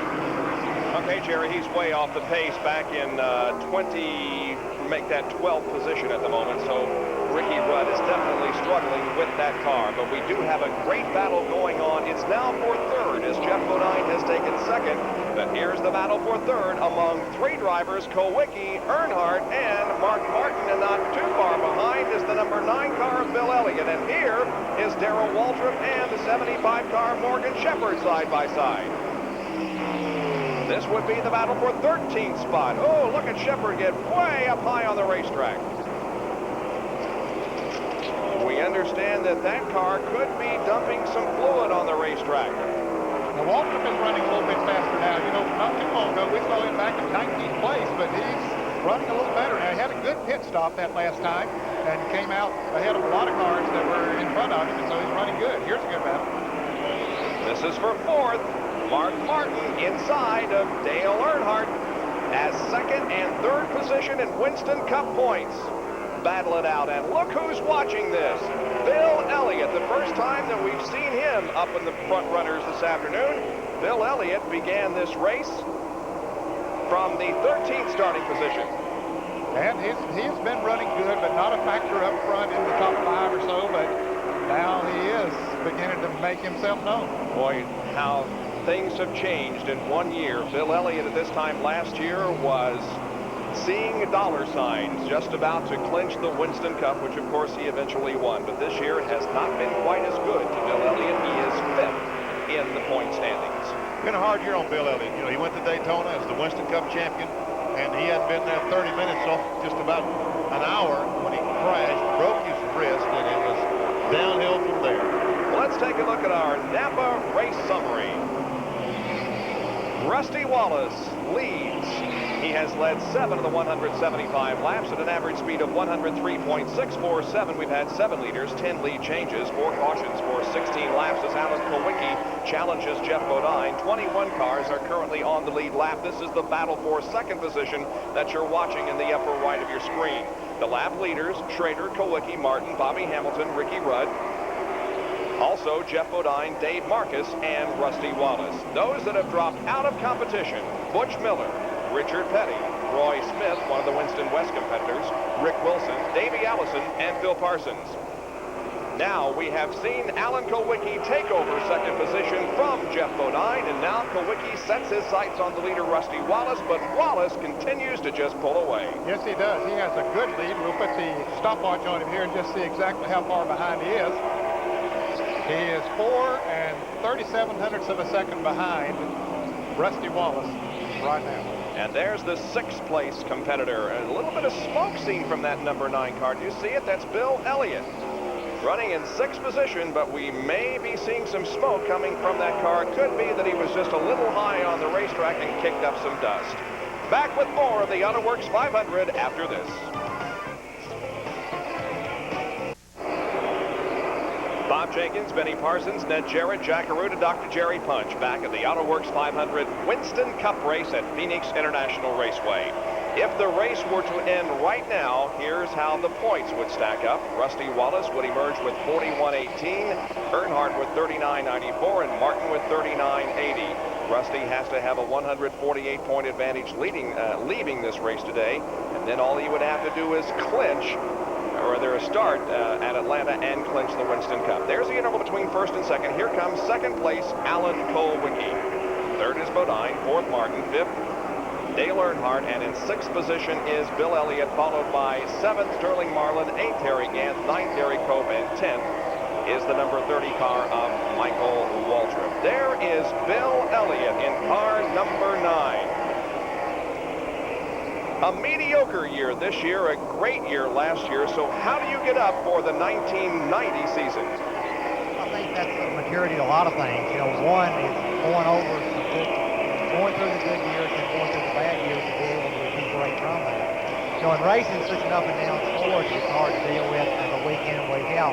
But if you just get a strong enough team, you can deal with the low side and come back with some wins or whatever you need to do, you know, to get through to the next race. And right now, 88 or 89 was pretty much a washout over 88. Now if I can just get 90 down to where, you know, I go into Daytona where I'm pretty much prepared to do what I need to do. We've got some running with 89 T-Birds and know kind of what to expect out of them. And I feel like I'm back 100% also. So Bill Elliott has had what we would call a mediocre year this year. He is 5th in the points. Jerry, how about that? Well, they've not had a great year, but they are making some plans which should make a big difference next year. In fact, you know, Ernie Elliott, who's the oldest of the 3 Elliott brothers, says that he feels like his time needs to be spent more in the shop. He is the basic genius when it comes to development of engines. He would like to spend the majority of his time next year in the shop doing R&D, not only on the Ford V6 program, but on their own Elliott motors here for Winston Cup racing. That's what he's going to do. Ernie Elliott will probably not be in many races next year. In fact, we are told they are looking to hire a very accomplished, very talented crew chief to run the show next year at the racetrack, so Ernie will be able to stay home and concentrate primarily on the engine program. Now, we don't know who that new crew chief will be yet, but we are told it will be somebody who is very accomplished in the sport, and they're trying to get a big name. Very interesting story, Jerry, with Ernie not being a full-time member, perhaps, of the crew next year. Well, while we watch Bill Elliott, you know, we had the stopwatch on Alan Kulwicki and Rusty Wallace a moment ago, and when Alan Kulwicki got into second place, he was 4 37/100ths of a second behind. Well, now he has closed that down to 3 26/100ths of a second. So Alan Kulwicki is definitely gaining on Rusty Wallace. He has picked up more than a second in the last 10 laps. So what you're saying is we're going to have a race here in just a few minutes, right? He could have, because he's running about 0.2 of a second faster than Rusty Wallace is at this time. There's Earnhardt, still running in the 5th position. Bill Elliott running 6th. Elliott was able to catch up to Earnhardt, but just sits there and rides behind him.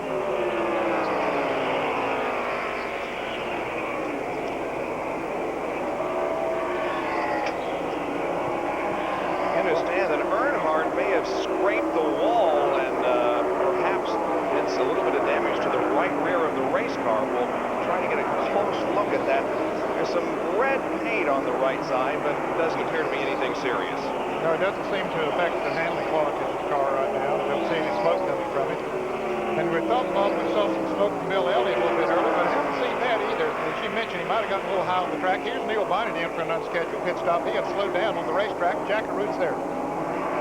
Instead, what they've done is they've lost the clutch. So what Leonard Wood has done is taken a CO2 fire extinguisher. They're going to go up in the clutch area and unload that 50 pounds of chemical in there. That cold CO2 hopefully will cool the clutch down and give him at least enough to continue upon his way. They're presently doing that, as you can see, as the car's up on the jack. Neil Bonnet in only his second race back from injuries. He finished 6th at Rockingham a couple of weeks ago, and there you can see the Wood Brothers crew working on the clutch of that Citgo Ford. They're going to shove him back out in the race, it looks like.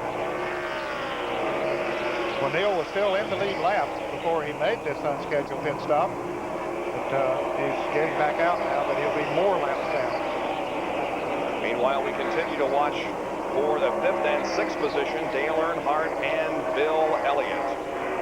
Elliott finished 4th here at Pheonix in the inaugural event last year on his way to the Winston Cup in 1988. Now closing in on Dale Earnhardt. As we watch those cars go down in turn 1, I'll report that Ron Esau in the Baja Boats Oldsmobile has blown an engine. He's coasting down the pit road. And there is the leader of the race, Rusty Wallace. As we have reached lap number 200, we've got 112 more laps to go with Rusty Wallace showing the way at the moment over Alan Kowicki and Mark Martin. We'll be back in just a moment. Raceway on this beautiful Sunday afternoon in the Valley of the Sun. We have had perfect weather since we've arrived, and the temperature now is probably in the mid-80s. We haven't seen a cloud all weekend long. There's the leader of the race, Rusty Wallace. And a battle goes on behind him. That's Morgan Shepherd in car number 75 and the number 84 car of Dick Trickle, and this is the battle for 12th position. Dale Jarrett right behind him in the Hardee's Pontiac. Michael Waltrip right up in front of him in the Country Time Lemonade Pontiac. So those 4 cars have really been going at it here. And there is a field summary. Watch for your favorite driver to see where he is running. We might mention that Dick Trickle there in car number 84 was in the NASCAR Southwest Tour race yesterday here at Pheonix International Raceway, and he came home a winner. Trickle running in 13th position. Jarrett is 14th. Ernie Irvin is in 15th position. And the rest of the field as it is running at the moment. Ken Schrader, the pole sitter, way back in 20th spot. And Ricky Rudd, who was an early contender back in 19th with some clutch problems. So it appears to me like that the pole position winner in Atlanta will have an opportunity to pick up a bonus of $410,400. Wouldn't that be nice? Whoa, man. A lot of money at stake in 2 weeks when we wrap up the 1989 Winston Cup season, and we will be there live for the race at Atlanta International Raceway. Well, as we watch these 4 cars still battling, Michael Waltrip, Morgan Shepherd, Dick Trickle, Dale Jarrett, I'll tell you that Alan Kowicki has closed it down to 2 3/10 seconds. So he has gained a total of 2 seconds on Rusty Wallace in the last, say, 15, 16 laps. Again, this is 11th, 12th, 13th, and 14th. And here from Mark Martin's car is his battle with Jeff Bodine. They're in turn number 2, and they are side by side, and Mark Martin passes Jeff Bodine. And so Mark Martin now moves to 3rd spot.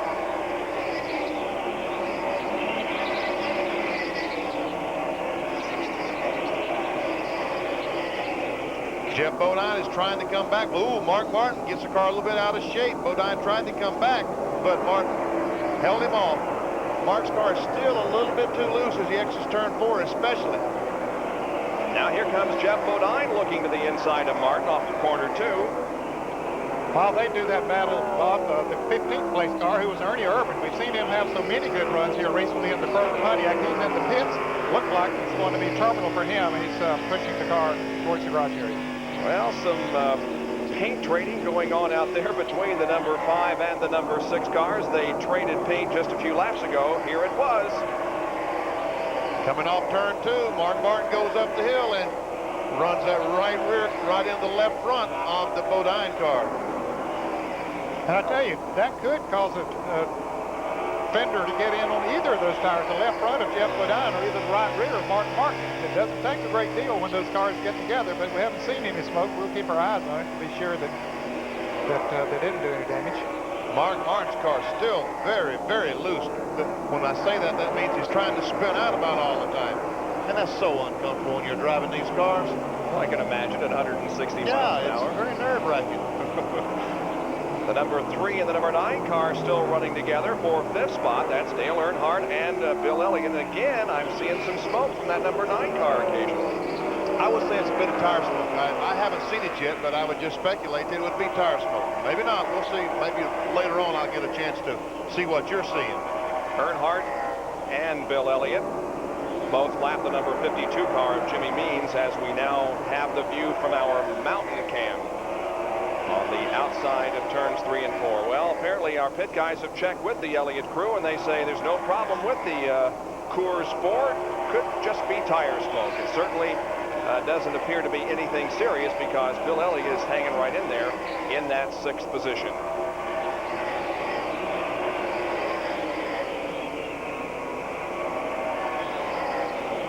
Rusty Wallace from St. Louis, Missouri, the Winston Cup points leader, is leading the Autoworks 500. We'll be right back. Tracks it is at Talladega or Daytona, some of the super speedways. No, there's not very much. Aerodynamics does not mean a great deal at this speedway. Chassis, that's the main thing. Getting through these turns, that's what it's all about. And getting through these turns right now, a group of cars, Michael Waltrip, Dick Trickle, Morgan Shepherd, and Ricky Rudd.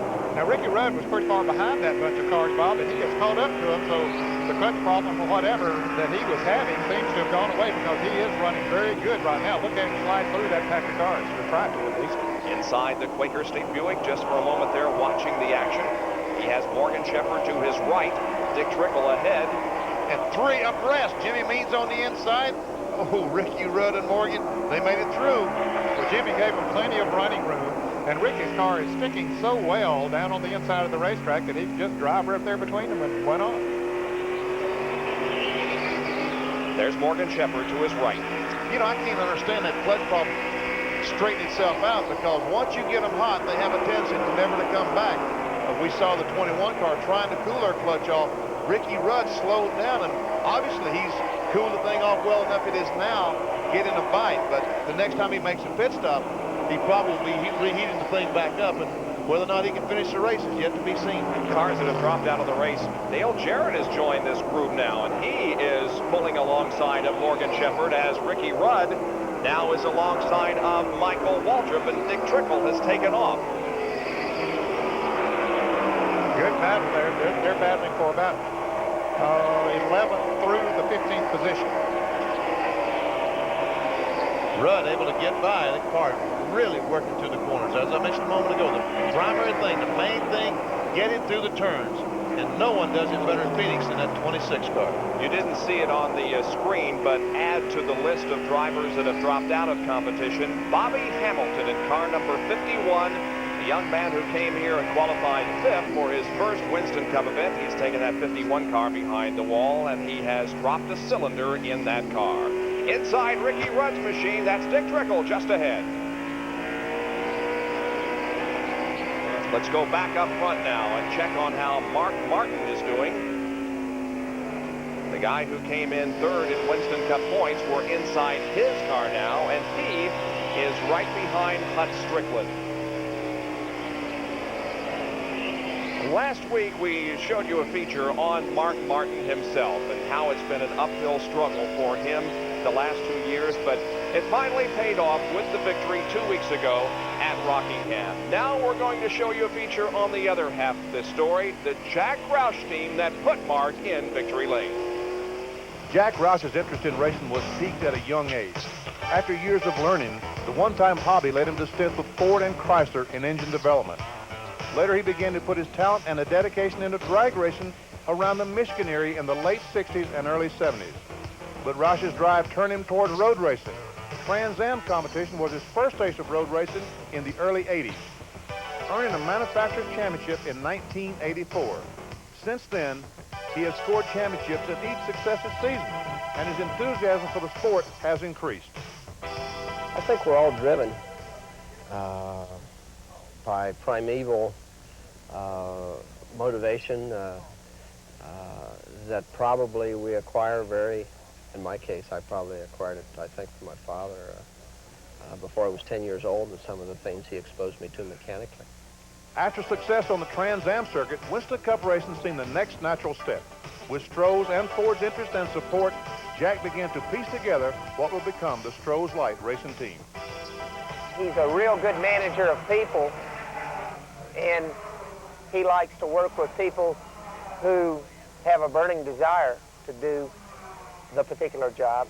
Competitive drive has a big bearing on the way a company works, not only a race team, but a company. And if from the bottom to the top, if an engineering company or a sales company has competitive goals and they're driven by competitive people, I think they're more likely to succeed.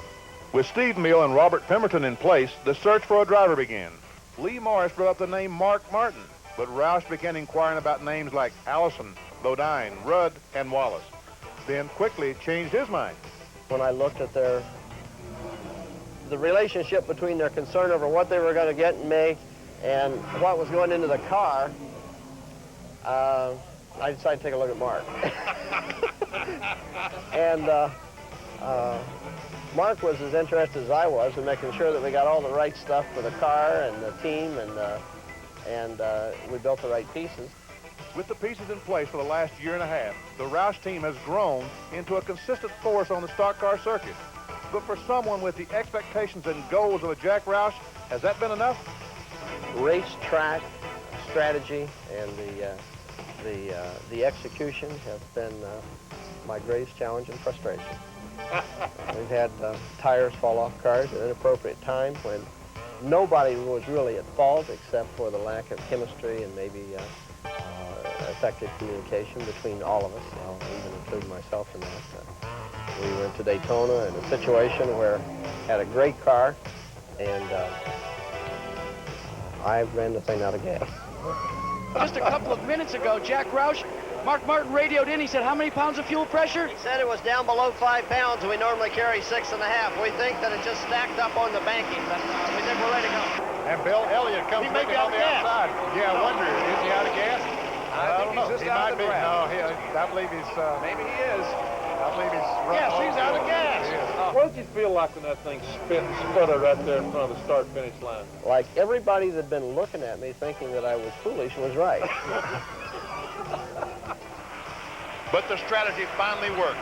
Rockingham, North Carolina, 2 weeks ago, the Jack Roush and Stroh's Light team watched their driver, Mark Martin, take the checkered flag. We expect that once we get through the door, we'll just knock it down. Victory at last. 2 weeks ago at Rockingham, Mark Martin with his first Winston Cup race, and we are riding with him right now as he is in third position. And here's the pit wall banner in Rockingham. October the 14th was Mark Martin Day in his hometown, Batesville, Arkansas. He couldn't be there. He was in North Wilkesboro racing. But they brought, that's here. They brought the banner here, and it's still the banner. And all the signatures from the people in Batesville. Let's go to Jack Arute for more on this story, Jack. Benny, there were so many signatures that what they've done is they've got a roll of paper now with signatures on it, and according to Jack Roush, they would be able to banner each and every pit wall for the next 2 years. They're not quite sure how many signatures there are, but they said what they're going to do is at each and every race, they're going to try and put some of those signatures up from that Mark Martin Day to let the fans know how much they appreciate it. So there's a different set of signatures than there were at Rockingham, and we'll see them all next year as well. Another great run for Mark Martin. He is in 6th position. He is behind Alan Kowicki, who is second, and the leader of the race, Rusty Wallace. 231 laps are complete, and we'll be back in a moment.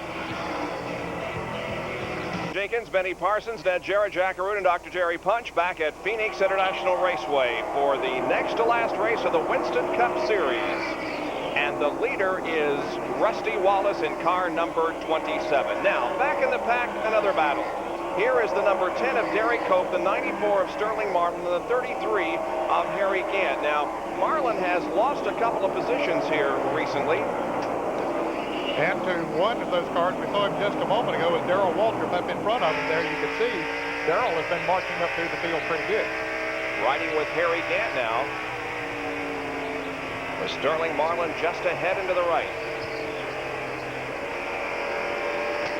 Harry Gant not able to get going on the flat 1-mile racetrack like he did in Rockingham. The bank 1-mile racetrack back in Rockingham, North Carolina. He's on the outside of Sterling Marlin, trying to go by on the outside. It's tough duty on this flat racetrack. Not able to do it that time. Ooh, he drives up behind the side of it, down in 1 and 2. He may have the spot. Yeah, I believe he has the momentum this time. Derek Cope is running 8th, and then that battle for 9th position between Sterling Marlin and Harry Gant, and it continues. Now Gant inches ahead. There's Ricky Rudd behind all this. Meanwhile, here comes Darrell Waltrip up to challenge Dale Earnhardt for the 6th spot. And Earnhardt sliding high on the racetrack. But Darrell Waltrip unable to take advantage of the situation to move into 6th. But Darrell is definitely running faster today than he has at any other point. I mean, faster at this point of the race than at any other point of the race. Early in the race, you know, he's back there fighting for 19th and 20th place. But now here he is up there battling for 6th place. So Jeff Hamlin, the crew chief, and the rest of the Tide crew have gotten that car working good. And the last time we saw the 3-car, he was battling with Bill Elliott. Bill Elliott has gone by Earnhardt and pulled away by a couple of seconds. Now, they're going to have pit stops coming up before too long. In fact, they last stopped sometime around 167, somewhere in that area. And they're talking about Rusty Wallace maybe coming in at about lap 246, and we're at 240 right now. Now, Ricky Rudd, whom we are riding with right now, was in the thick of this battle until just a few laps ago when he came in for a pit stop. And we have a replay of the pit stop that he made just a few minutes ago. Now, you'll notice some smoke coming from under the car. That isn't smoke at all. That's a fire extinguisher that's being used to, there it is, to cool off the clutch. You know, this is the first time I've ever heard of doing that. I guess you learn something every day, but I've learned something certainly on this day in Phoenix, Arizona. So Ricky finds himself a lap down now. But he's moving well, yeah. Let's go down to Jerry Punch, who was there when Ricky came in. Jerry? Well, Ricky Rudd doesn't have a problem with the clutch, but his biggest problem is right here, this linkage rod here in the transmission. And let me show you. This part here goes to the shifter. This linkage rod here moves back and forth to bring the transmission in and out of 3rd and 4th gear. Apparently, this rod here is broken on his car. This is an extra transmission they have behind the wall. And Wayne Baumgartner took this rod off this transmission.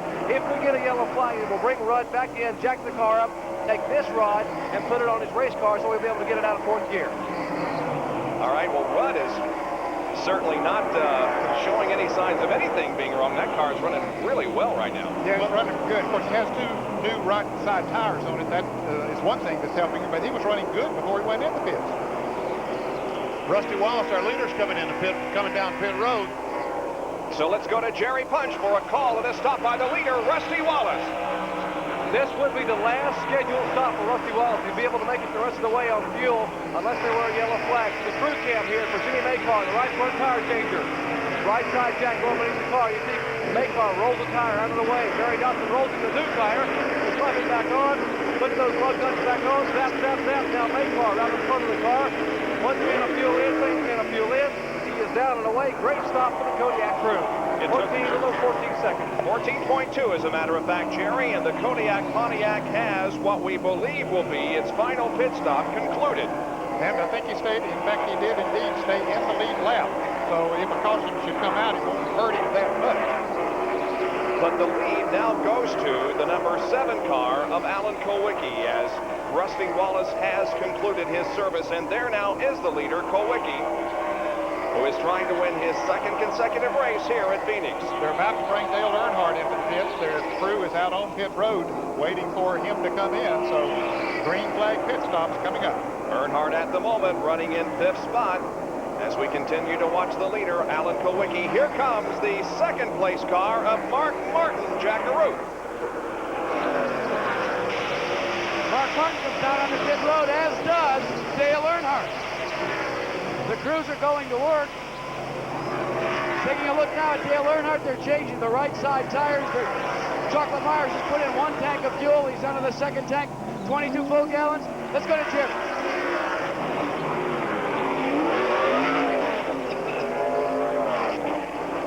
Mark Martin, Jeff Bodine, Harry Gant, all in at the same time, and Bill Elliott. All of them taking on right side tires, topping off the fuel. Here as we watch again as he goes back out. Unique exit here from pits. Morgan Shepherd is in, the Valvoline Pontiac. Dale Jarrett about to come in.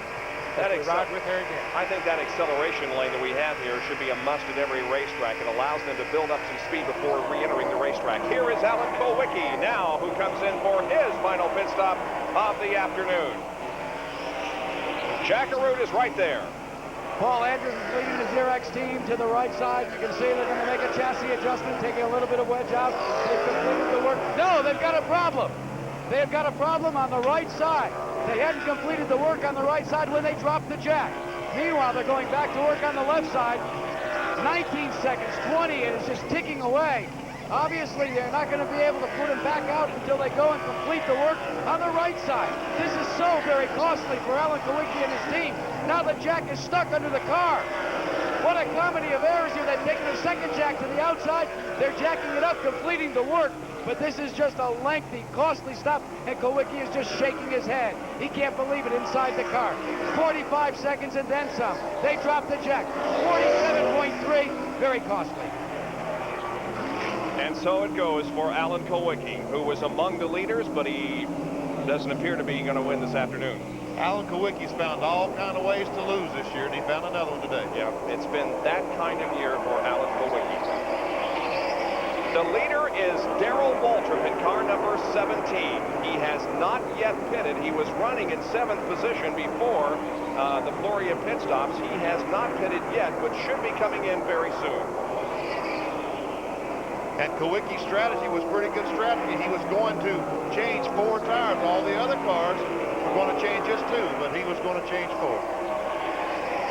Here is the replay, and watch the rear tire.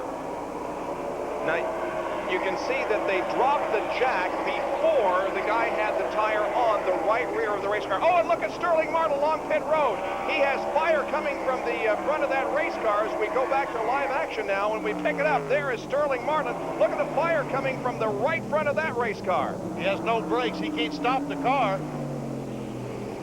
He's still on that pit lane, the exit lane, acceleration lane, as you call it, but boy. We'll see if he's going to bring out a yellow flag. Darrell Waltrip hasn't stopped yet. Well, and he would sure like to see a yellow flag right now. That car is not on the racetrack. It is, as you said, Ned, in the acceleration lane. There is Sterling Marlin climbing out of the race car. And indeed it is. The race car is just going up in smoke. Still, however, right below us, we see no yellow from Harold Kinder. And boy, that smoke, well, I guess it's not affecting the drivers down on the racetrack as they go into that turn. Here comes a car that's trying to exit the pits. There he was. Derek Cope was trying to exit the pits and had to go to the grass to do so. Now, here's an interesting situation. That's Stan Barrett. There aren't enough pit assignments, pit lanes along the front stretch, and he is having to pit by actually backing up the car into another area. Well, you can see now that the fire has been extinguished on the Sterling Marlin car, and things beginning to settle down at the west end of the racetrack after an exciting moment for Sterling. And Darrell Waltrip still has not made a pit stop. He should be coming in before long. And we have not seen a caution flag, and there is Derek Cope, who is coming back into the pit area, and he has a problem on the right side of that car. Looks like the right front is flat. Yeah, he had not made a pit stop, Bob, and it looked like he ran until that right front tire. Yeah, he was running in 2nd place, but the right front tire is flat. All right, and now they begin to go to work on the right side of the Purelator car. Having difficulty getting the jack under it. Now they do. Begin to replace the rubber. Derek Pope with a fine run here this afternoon, and here comes the leader, finally. Darrell Waltrip is coming in for a pit stop, and that gives the lead back to Rusty Wallace. Jerry Punch. Tight crew waiting for Darrell Waltrip to bring that Chevrolet Lumina to a halt, as he does now, as Bill Wilburn and Jeff Hammond and the crew. Eddie Dickerson go to work. Dickerson has the right front tire off, new one on, and Jeff Hammond now watching his crew work. Second can of gas going in. They are pushing the rear spoiler over. 12.4 seconds. Great pit stop for the new world champions, by the way, in the pit crew competition, the Tide crew.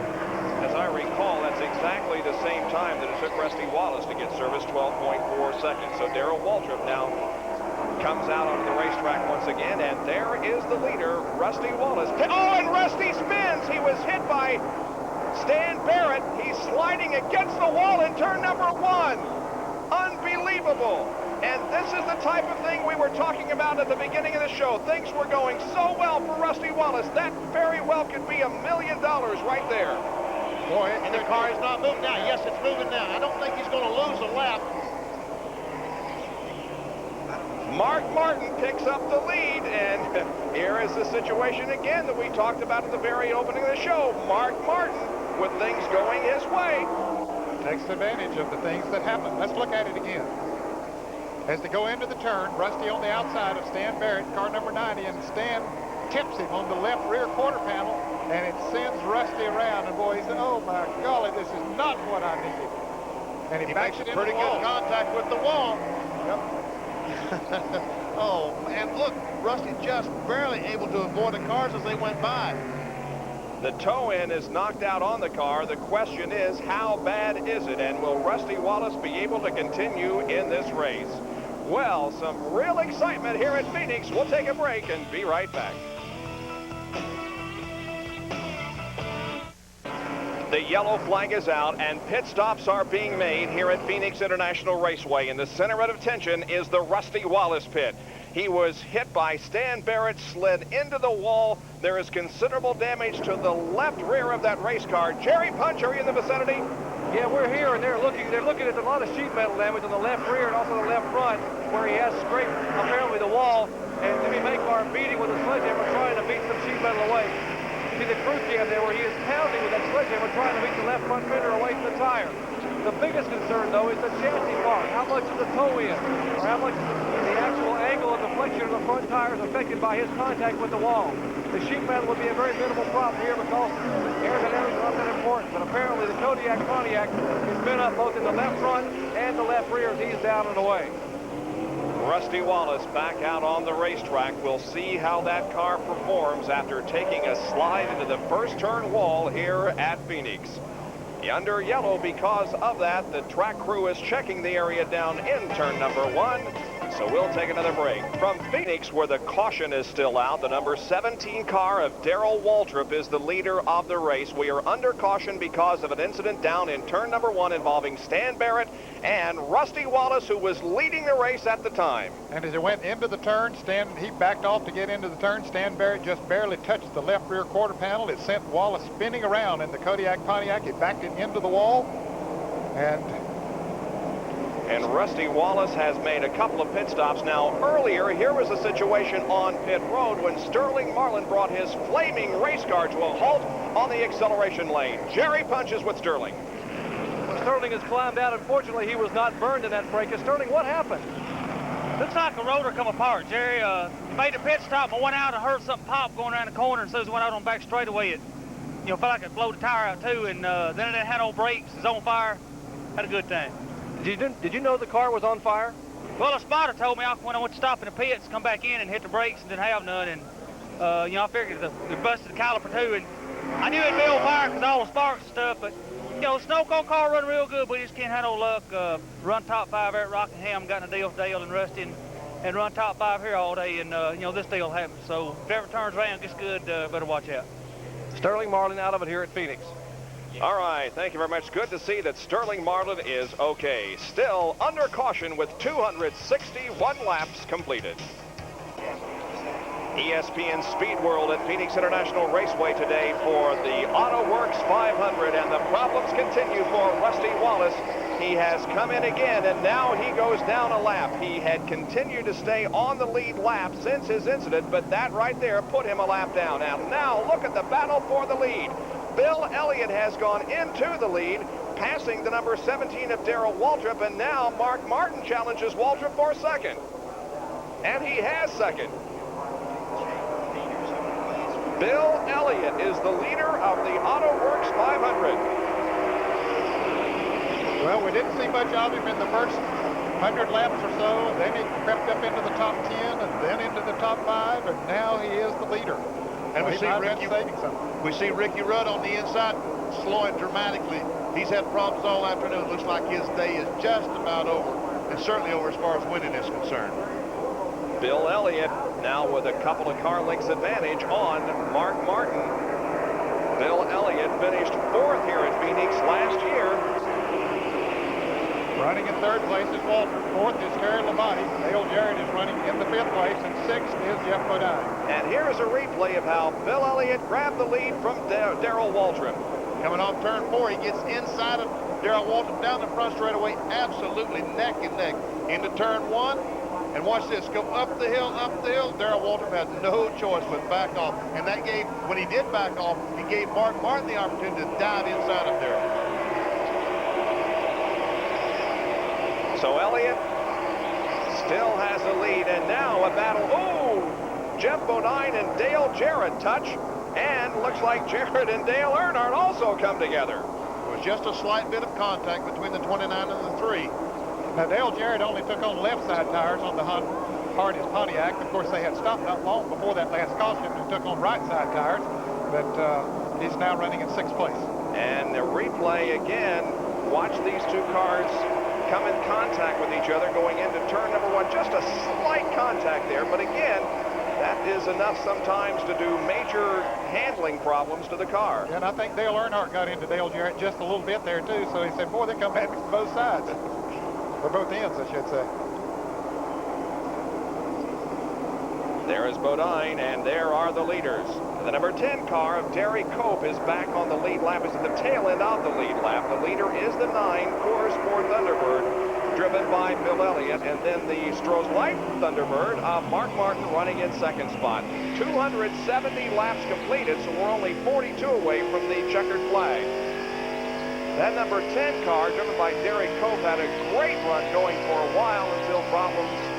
He had a flat tire and had to go all the way around the racetrack on the flat tire and lost a lap. But right now he is on the tail end of the lead lap, but Bill Elliott trying desperately to put him a lap down, and Mark Martin wants to get by Bill Elliott. What about 2 in a row for Martin? Would that be something? Boy, and wouldn't that really tighten up the points race? Because you know about Rusty Wallace's problems. He hit the wall a few laps ago and is really struggling now. He's going to, of course, try to finish the race and pick up as many Winston Cup points as possible. But if Mark Martin should win this race or even finish several positions ahead of Rusty Wallace, the 3-man battle for the Winston Cup will be oh so tight when we go to Atlanta in 2 weeks. Boy, they're running tight on that racetrack, too. We're inside Mark Martin's car as he chases down Bill Elliott.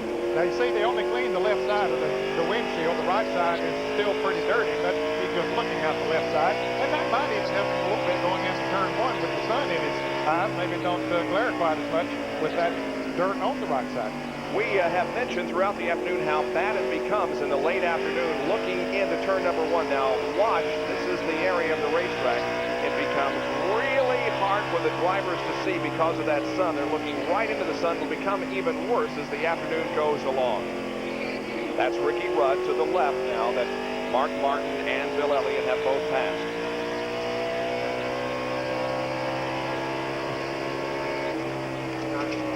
The number 27 car of Rusty Wallace has lost a lap. Jerry Punch is down in the Rusty Wallace pit. Jerry? Well, let's check in and get a damage report from the chassis expert here, Jimmy Maycar, who's been trying to work on the car. They're very frustrated here in the Kodiak pit. Jimmy watching Rusty as he goes by here and make sure Rusty makes it through that corner. Jimmy, how bad is the car hurt? What's wrong with it? Right now, the toe end's knocked out. We haven't got a chance to get it completely back. It's still towed out pretty good on the left front, and the camber's knocked out the left front. So it's, all the geometry pretty much in the left front corner. Something's bad up there. We're not sure what it is. All we can do is fix it, fix the toe in it, try and get as good as we can. Over get a couple more cautions here, we can get back, at least close to the front. They aren't giving up at all here. They're hoping for a yellow flag, maybe try to get their lap back and maybe even have a shot at winning it. This is a no-quit team. Well, they're going to keep Rusty out there and try to put him in a position where he can finish as best he can, but I think any chances of him winning are down the tubes this afternoon because of that incident in turn number 1. Bob, wonder how many of the fans out there watching realized that Jimmy Maycar, that Jerry Punch was just talking to, is my son-in-law. Really? Yeah, he sure is. He married my only daughter, Patty. We're real proud of him. He does a good job. He certainly does. The leader of the race is Bill Elliott. Second place belongs to Mark Martin. In third position, that orange and yellow number 17 driven by Darrell Waltrip. And fourth place is Terry Labonte. Now, here's another story. Labonte started second, dropped way back, and really wasn't a factor at all, but now he finds himself in contention, running fourth, and we saw some smoke from Jeff Bodine's car coming off the fourth corner. Yes, we did. We saw a good bit of smoke coming from the Levi Chevrolet. Now, lots of really smoke down the heavy. And there it is, Jeff Bodine. We had a shot of it just a moment ago. Here he comes, Jeff Bodine, with a lot of smoke coming from that race car. Not evident, yeah, there is too. On the left side, there's smoke pouring out of the exhaust head. Yeah, that's internal problems in the engine. Boy, Earnhardt wants to get away from him. He doesn't want him to spin in front of him. Jeff staying out on the racetrack. Earnhardt's going to get on by. That's a relief for Dale Earnhardt. That moved Earnhardt into 6th place. Jeff Bodine was running 5th. Dale Jarrett now has moved into 5th. And boy, look at that smoke. Dave Barker's coming up on him now. Any car that's behind him said, just let me get by before you spin, before that thing dumps. In case it does dump out from under me, he spins out. The next fellow that's going to worry about it is Rusty Wallace, because he's only about 10 or 15 car lengths behind Bodine. And that's all he needs now. He's already crashed once. He certainly doesn't need to hit again. Well, Jeff Bodine getting the black flag this time around. So that means he's going to have to bring the Levi Garrett Chevrolet into the pits. And Jeff was running 5th when his problems developed. There is Rusty Wallace trailing in that smoke from Jeff Bodine's car. So the situation regarding the point leaders, it is Mark Martin who is running in 2nd position. He's 3rd in Winston Cup points. Dale Earnhardt is 6th in the race at the moment. He is 2nd in Winston Cup points. And the bad news for Rusty Wallace is that he is down a lap after having been involved in a crash in turn number 1 just a few laps ago. Back in a moment. We're in the closing laps of the Checker Autoworks 500 from Pheonix International Raceway as the 1989 Winston Cup season winds down. The leader of the race is Bill Elliott in car number 9. Running in 2nd position is Mark Martin in the blue car number 6. And then in 3rd position now is Terry Labonte. 4th is Darrell Waltrip. And in 5th position is Dale Jarrett. Terry Labonte, we haven't seen him move this far. He was almost a lap down before the green flag pit stop started a little while ago. He had not made a pit stop when the caution came out, so he remained in the lead lap, and that's how he got up there. He made a good pit stop, and now the Budweiser Ford is running the best we've seen it all day. And there are only 30 more laps to go in this race. Bill Elliott showing surprising strength. I guess, again, another team that's been adjusting all day and seemed to have the car as good now as it could possibly be. Mark Martin, a Stroh's white car, who has been showing some considerable strength, not able to close up on Bill Elliott. There we see Elliott cruising along. He has twice visited Victory Lane in the 1989 season. He won at Michigan and he won at Pocono. And from our mountain cam, you can see how there is a little bit of a haze over the speedway at the moment because of the smoke that was coming from the Jeff Bodine car and some smoke that was coming from Ricky Rudd's car. Bodine has pulled his car behind the wall. And Jerry Punch is with him. Jerry? Well, Jeff, looks like your car had to be one of the strongest here all afternoon, but then the big plume of smoke, and we can pretty much guess what happened. Wow, the engine broke. Yeah, we were running really good. We developed a little push. Our tires were going a little off on us, and the chassis got a little tight. Weren't quite as fast as we were that one run. The car was perfect that one time. I pulled off and led the race quite a while, but it was a good run for us. This track is awful hard on engines. You have to pull a gear to get you off the corner. To keep up at the other end of the straightaway, turn a lot of RPMs, and we've had a tremendous some kind of valve problem this year. I don't know exactly what's been the problem, but the valves have been breaking, and we've dropped valves, and that appears to be what happened today. Something broke, went down in a piston, it looks like, and we were putting out a pretty good cloud of oil, so it's smoke, so we had to get in here, get out of the way, let the rest of these guys do some racing. It's been a really good race. I wish I was still out there, but here I am standing talking to you. Jeff Bodine says so long here at Pheonix Raceway. All right, thank you, Jerry. Meanwhile, back out on the racetrack, it's still an interval of about a second and a half between Bill Elliott and the 6th car of Mark Martin. Some racing going on behind these guys. Number 33, Harry Gant. The 30 car of Michael Waltrip. 88 is Jimmy Spencer, and that is for 8th, 9th, and 10th position as we're looking out back the Harry Gant car. Alan Kulwicki also right there, but he is not on the lead lap. He is on the lead lap. Yes, he is on the lead lap. Oh, there was some contact between Spencer and Michael Waltrip. Boy. And we see some smoke out of the right side of Michael Waltrip's car. I don't know if that's engine smoke or tires rubbing or what exactly it is, but there's pretty serious smoke out the right side of Michael's car.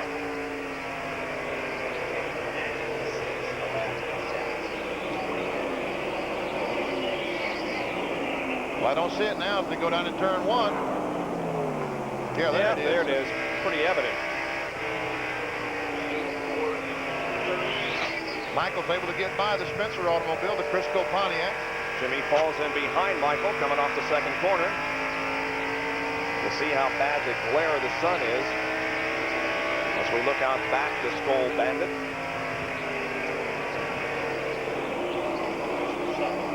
There's Alan Kulwicki in number 7, who had a disastrous pit stop a while ago. Now look here, Terry Labonte is about to take second place away from Mark Martin. He just drives right around him with ease. Yes, he does. He got him beside him coming off of turn 2 and really took a move. And let's go to the pits and Jack Arute for more on Terry Labonte. And then as you see, there's newfound strength with Terry Labonte in the Budweiser Ford.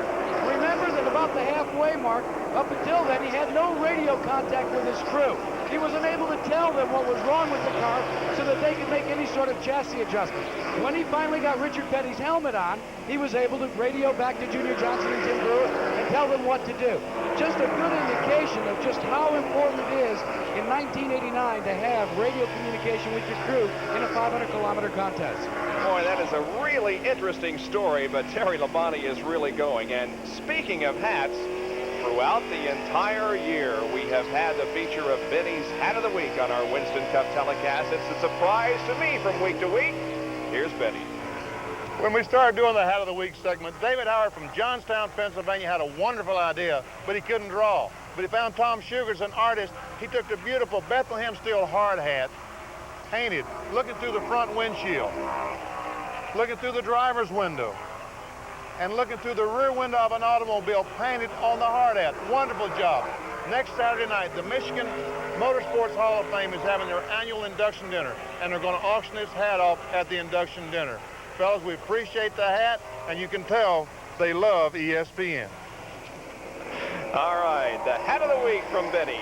The crowd here today, 65,000. There were 38,000 yesterday for the Southwest Tour race, a total of 113,000 for the weekend. Pheonix going a little bit faster here in the Winston Cup race is Bill Elliott. He is on his way to victory in the Autoworks 500. Here comes the 11 car. Let's don't forget about Labonte. Look, Dale Jarrett has caught the 17th car of Darrell Walter. This is for what, 4th spot? Dale Jarrett having a great run. He's running in 5th at the moment, but if he can pass Darrell Waltrip and go into 4th and finish there, it would be Dale's best finish ever in Winston Cup competition. I'll tell you, we're coming a good time, Bob, when he's looking for a ride. He's been talking to a lot of people and just trying to do whatever he can to make a showing for himself. Jack Arute's in his pit. Ned, you're looking at the guy that really accounts for a lot of the strong runs, Doug Williams, who's been voted the TRW mechanic of the race. Remember Jerry Punch told us earlier in the day that they had something saved up for this team today, similar to Martinsville? Doug, you've really put a number on a lot of people today. Well, I tell you, the hardest Pontiac's been performing real good all day. We'll just get in track position. There towards the end, we need to tighten the car up, so we'll put the left sides on and tighten the car back up. Well, he's won the $1,000 from TRW as a mechanic of the race, but believe me, this Hardee's Pontiac team would like to make it to victory lane. Well, Dale has had several good runs this year. He, of course, was an outstanding performer in the Martinsville race, where he led a great deal, finishing in 5th. And other top 10 finishes this year have come at Atlanta, where he was 9th, and he was 7th at Pocono. So Dale Jarrett trying to cap off a really good season by finishing in 4th position. The leader of the race is still Bill Elliott. And there are now 301 laps completed. We've got 11 to go. Jerry Punch with a comment on Bill. He's losing the lead, though, Jerry. Well, tough break. Bill is finally getting on the racetrack. You mentioned the fact about charity with the bed race yesterday. What happened Friday night here, many people may not know about. In fact, there was a celebrity auction Friday night at one of the sports bars to donate money to physically disabled people at Good Samaritan Medical Center. The highlight of the evening was a driver's suit donated by Morgan Shepherd. Now, Bill Elliott, who was on hand, outbid everyone else there for that Morgan Shepherd driving suit, and then presented that suit to 18-year-old Sam Edwards, a physically handicapped race fan from nearby Apache Junction. And there wasn't a dry eye in the house. Bill Elliott really has a lot of feelings for these race fans. There is a lot of community spirit surrounding this race. There really is a lot of corporate and community involvement in this event. Now, I misspoke when I said earlier he's losing the lead. Bill Elliott isn't losing the lead, but he's losing his advantage, that's for sure, because you can see now how close Terry Labonte is from Bill Elliott. Yeah, he's definitely closing in, no question about it. As he comes across the start-finish line, Terry comes across. It's only 75/100ths of a second, and not too long ago, Terry was about 2 seconds behind Bill Elliott, so he is closing in. Does he have enough time? Only 9 more laps to go. Terry Labonte has won once this year in Winston Cup competition. That was at Talladega. He was 3rd at North Wilkesboro a few weeks ago. He was 14th 2 weeks ago at Rockingham. Bill Elliott, meanwhile, continues to hang on to the lead, coming down to complete lap 304. There are 8 laps to go. Running back in 3rd position, here comes Mark Martin. And it looks like Darrell Waltrip and Dale Jarrett might be closing in a little bit on Mark Martin. Now, Dale Earnhardt is running in 6th position, so we have Mark Martin in 3rd, Dale Earnhardt in 6th, and the number 27 car of Rusty Wallace has lost a lap and is running back in about 17th position. So that's the way that the points are going to shake out in this event. Now here come the number 17 and 29 cars behind Mark Martin. That is Darrell Waltrip, and right behind him is Dale Jarrett. Dale had moved up pretty close on Waltrip a little while ago when we were watching the race, but he's dropped back a little bit now, and not too much of a challenge. Running in, you mentioned that Earnhardt's running 6th. Dick Trickle is running 7th. Terry Gann 8th. Michael Waltrip 9th. Jimmy Spencer 10th. Alan Kowicki 11th. Morgan Shepherd 12th. Kenny Schrader 13th. Those 13 cars in the lead lane. Schrader, the pole sitter, he will not win the Unocal money, and so it will go up another $7,600 for 2 weeks ago, from 2 weeks from now in Atlanta. There is Dale Earnhardt, who is in 6th position at the moment in the GM Goodwrench Chevrolet car number 3. You know, it's unbelievable that NASCAR racing always ends up with a race like this for the checkered flag. Now, this is interesting, how the points would be if the race were to end right now. You can see that Mark Martin would go into 2nd place, put Dale Earnhardt back to 3rd, and that battle for the Winston Cup will go right down to the final race. Mark Martin continuing to take advantage of other people's mistakes, taking nothing away from him because he's always running up front, it seems, but today he got a break when Rusty Wallace was hit by Stan Barrett. The 2 cars collided down in turn number 1. Rusty slid into the outside wall, affecting the handling of that car, and Mark Martin is going to be the one that picks up most Winston Cup points here this afternoon, and there he is. And you know, Ned and I both talked about that at the beginning of the show, but the way Rusty was running and he had no one around him as far as the fast car is concerned, I had no idea that it was going to happen like it did. Unbelievable how it happened. And it just goes to show you that anything can happen in Winston Cup racing, and so don't fail to be with us 2 weeks from today in Atlanta when we see who comes out on top of the Winston Cup points and wins the $1 million. There are 2 more laps to go for Bill Elliott and Terry Labonte. Well, Labonte is really driving his heart out in that Budweiser Ford, trying to catch the Coors Ford of Bill Elliott, but I don't think he's going to have I think Harold Kinder's holding up 3. The scoreboard does say 2 to go. Okay. I'm not mistaken. Harold Kinder's holding up 2. We'll see. Well, yeah, we're going to see because the white flag doesn't come out this lap, and there are going to be 2 more laps to go. And indeed, that is the situation. Now are 2 more laps to go. We completed lap 310. So 2 more miles for Bill Elliott and Terry Labonte and the others. Meanwhile, it's a battle also between Mark Martin and number 6. And a spin up in turn 4. Jimmy Means is spun, but he gets it going back straight ahead. And he's the only car involved, and his car is high on the racetrack outside of the groove. There, the leaders pass below, and there's going to be no yellow flag. Instead, the white flag falls for Bill Elliott. Jimmy Means has the car rolling once again. So now we're in the final lap as Bill Elliott from Dawsonville, Georgia, looks for career win number 32 in Winston Cup competition. He's through the dogleg on the backstretch, still maintaining the advantage with over Terry Labonte, and there is Hut Strickland ahead of him. Here they come off of the 4th corner. Bill Elliott still with about 5-car length advantage on Terry Labonte. The checkered flag falls, and Bill Elliott wins the Autoworks 500. Terry Labonte finishes second, followed by Mark Martin, Darrell Waltrip. Then comes Dale Jarrett and Dale Earnhardt. Dick Trickle finished at 7th, Terry Gant 8th, Michael Waltrip 9th, Jimmy Spencer 10th, Alan Kowicki 11th, Morgan Shepherd 12th. What an unbelievable finish. The 3rd win of 1989 for Bill Elliott, and there is the crew as they celebrate Bill's victory here at Phoenix, Arizona. Bill Elliott 5th in the point standings going in, and let's go down to Jerry Punch, who's in the Bill Elliott pit. Well, the elder statesman of the Elliott clan, Ernie Elliott. Ernie, earlier in the week, he didn't really have much hope for this car. You weren't real pleased with bringing the car out here, but hard work paid off. Yeah, you know, everybody stayed with it. I mean, that was a big thing. You know, first thing I got to do is thank the good Lord, because we had a good day, good safe race. Nobody got hurt. Everything was fine. But, you know, we just stayed with it. Everybody stayed after it. You know, this Coors Motocraft crew never gave up all day long. Everybody just worked as hard as they could go. Made adjustments that we had to make, and it paid off. Well, it certainly did pay off. A 19-second 4-tire stop early in the race gave Elliott a chance to run up front, and he took advantage of it. Bill Elliott picking up his 3rd win of the year. Bob? All right, let's take a look at the top 15 as we go to break before we interview the winner of the race. Bill Elliott is the winner. Terry Labonte 2nd, followed by Mark Martin, Darrell Waltrip, and Dale Jarrett. 6 through 10.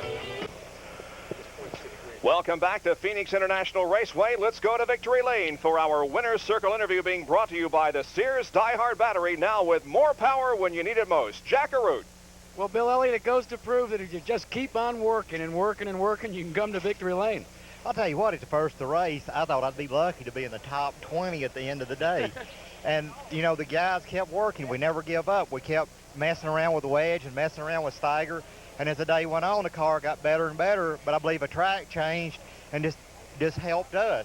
It just seemed like everything we did, you know, for our Thunderbird just made it work better and better as the day went on. Was there a point in the race where you really began to say, hey, the car is starting to come to the racetrack or vice versa, and I've got a legitimate chance at this thing? Well, I really didn't know because Rusty and the 7 car really went on, and I couldn't tell where they were at, but Jeff and the 6 and 3 and several other cars, I was running right there and with, and those times I was better than they were.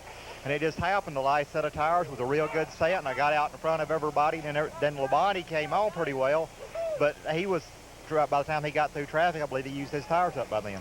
Back in Daytona, 30 minutes into the first practice of the year, you broke your wrist, you had problems, you've really climbed back up out of a hole. A great way to go into the tail end of a season, maybe give you some momentum for 1990. Well, I just hope we kind of get some momentum, you know, in front of the hometown crowd in Atlanta next week or in 2 weeks, and then, you know, to really start out with a good 1990. I'm really looking forward to that. How about Atlanta? You know, last year you took a lot of flack from competitors. They said, you know, oh, he's stroking his way to a championship. You get to go back there without the hassle of the championship. Have you got something laid up for everybody? Well, I think the shoe's on the other foot now, you know, as far as Rusty and Dale's concerned. Rusty's got to run hard, but yet Dale, you know, it's going to be a good race there between the 2 of them, and I'm really looking forward to that because I'm going to look at it at a different position. But, you know, I can go and run as hard as I can, and hopefully I can get the car working as good as it did here today. And, you know, with the crew I've got and, you know, with the good help of Coors and Harry Melling up in Jackson, you know, without people like that, I couldn't be here. Bob, there'll be a heck of a victory lane celebration all the way back at the Dawsonville pool room tonight. I can guarantee you that. Our congratulations to Bill Elliott on a great run here this afternoon. Now, let's take a look at the points. Unofficially, Rusty Wallace has 4,058, Mark Martin 3,980, and Dale Earnhardt 3,979. Mark is 78 points behind, and he is only 1 ahead of Dale. Now, last year, Bill Elliott went to Atlanta leading by 79 points, and he won by 24. Rusty must finish 18th or higher at Atlanta in 2 weeks to clinch the Winston Cup. Position, Mark Martin was third, followed by Darrell Waltrip and Dale Jarrett. Our Speed World coverage of the Autoworks 500 being brought to you by Ford and your Ford dealer. Have you driven a Ford lately? By Quaker State Motor Oil. The big Q stands for quality. Always has, always will. And by the Die Hard battery, now with more power when you need it most. So Elliott survives here this afternoon at Phoenix, but the real story involved Rusty Wallace as he was leading this race and appeared to have things well in hand when all of a sudden he encounters another car going into turn number 1. Stan Barrett, the blue car, just touches Rusty Wallace. Wallace cannot control it, locks down the brakes, but he slides up and bang, hits the left rear and the left front in the wall. Jerry Punch is with Rusty. Well, he has climbed out of the car, gentlemen, and climbed back up inside the Kodiak truck. And Rusty, a big sigh. You've got to be just frustrated. We all saw what happened out there. I mean, to you, did you see Stan Barrett at all coming? No, it's just, he was down low. I think we lapped him 4 or 5 times or something, and the guy just, I went in the corner, and I guess he just got in a little bit deeper than he wanted to, and he couldn't hold the front end down. It got up and got me in the quarter panel, and out from underneath it came. But, hey, that's racing. That's what happens. Things like that happen, and there's not much I can do about it. I know the guy didn't mean it. He's a friend of mine, and it's probably hurting him right now more than it is me. But I still got a 69 or 70 point lead, and we'll go into Atlanta and see if I can hold on to that. Well, I know you've been able to take advantage of some of the misfortunes that your buddy Dale Earnhardt has had and Mark Martin, but today it was the other way around. Both Mark Martin and Dale were able to take advantage of your situation. Now, the car was pretty well out of whack, and I'm told that the crew was pretty impressive. You could even drive the car as bad as the tow-in was. Well, you can do a lot when you try hard, and I tried hard. They tried real hard. I just got to compliment the guys, the Kodiak crew, everybody for the job they did, because I thought we had the dominant car again today. I drove the race the way I wanted to. I don't know how I could have drove it any more cautious going around that lap car. I drove on the high side and eased around him, and he just, the new guys, they race you down in the corner. When they race you down in the corner, sometimes they get in over their head, and I know he didn't mean it, but oh well. At least I got a good, got some point lead. At least I'm not behind and on my head. So what we need right now is reliability. That's what we're going to have going into Atlanta. That's what we had today. The motor performed flawlessly. The Goodyear tires ran great. Everything was right on, and if we had to rewrite the picture, I don't know how I'd do it any different. Everything was fine, and just happy to be here. He said he wants to win it in Atlanta with all 4 tires ablaze, taking a checkered flag, and now with that slimmer point lead that he had coming in, he made us have a shot at having to do it that way. Bob? Well, Rusty is still in the driver's seat, so to speak, as far as the Winston Cup is concerned, but Mark Martin gained the most points today, and we'll be back to talk with him in a moment. Third was Mark Martin. Jack's with him. And Mark, maybe you didn't win the battle, but you may have lost the battle, but maybe you're well on your way to maybe at least getting a good shot at winning the war. $1 million.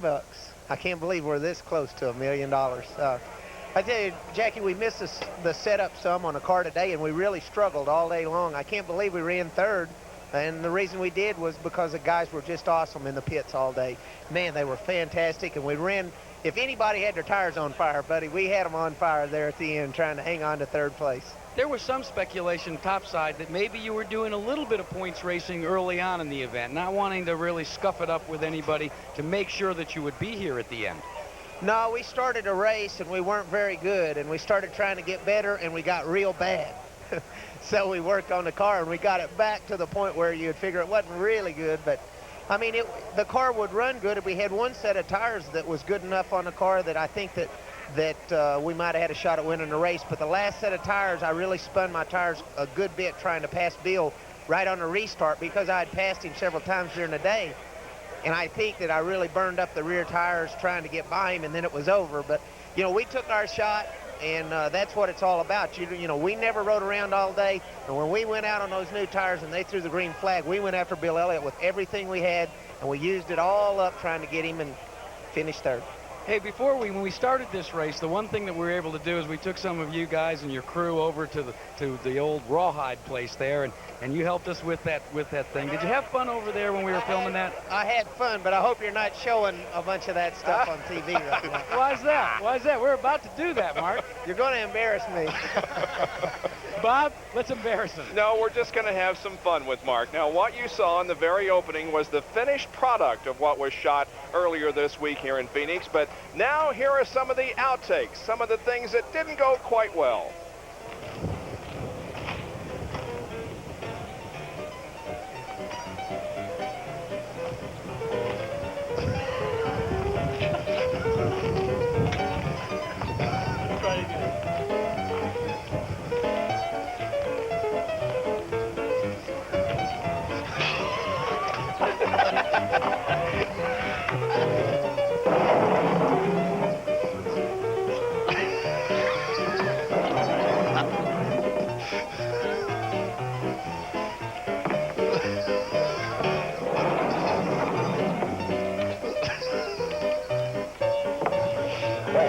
Did you hear?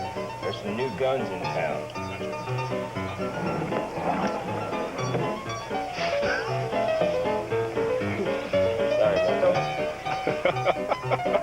Well, we'd like to thank very much the people at Rawhide, Arizona's 1880s western town here in the northeastern section of Phoenix, for allowing us to use their facilities for our opening. We'll be back in a moment. Owner Richard Childress. Well, actually, Dale Earnhardt has jumped in the shower, and even though it's cable, we thought it might be better for us to stay out here and talk to the car owner instead. And Richard, the good news is you guys finished 6th. The bad news is that Mark Martin finished 3rd, so you will lose 2nd spot in the points. Yeah, you know, the point race is going to be really close going into Atlanta. That means that Rusty's going to have to just go down there and run as hard as he can. It ought to be good for everyone. You guys had struggled early on. We've got a lot of concern about the rear end of the car after one pit stop. Yeah, well, you know, we snatched the ratchet that one time, and, you know, we finally got back up there, but I think we started the day off with the wrong setup on the car. Well, Richard Childress standing here. He is the car owner for Dale Earnhardt. They will all have to go to Atlanta Raceway for the finale of the year and race wide open. We'll see if Rusty Wallace can hang on. We'll be back.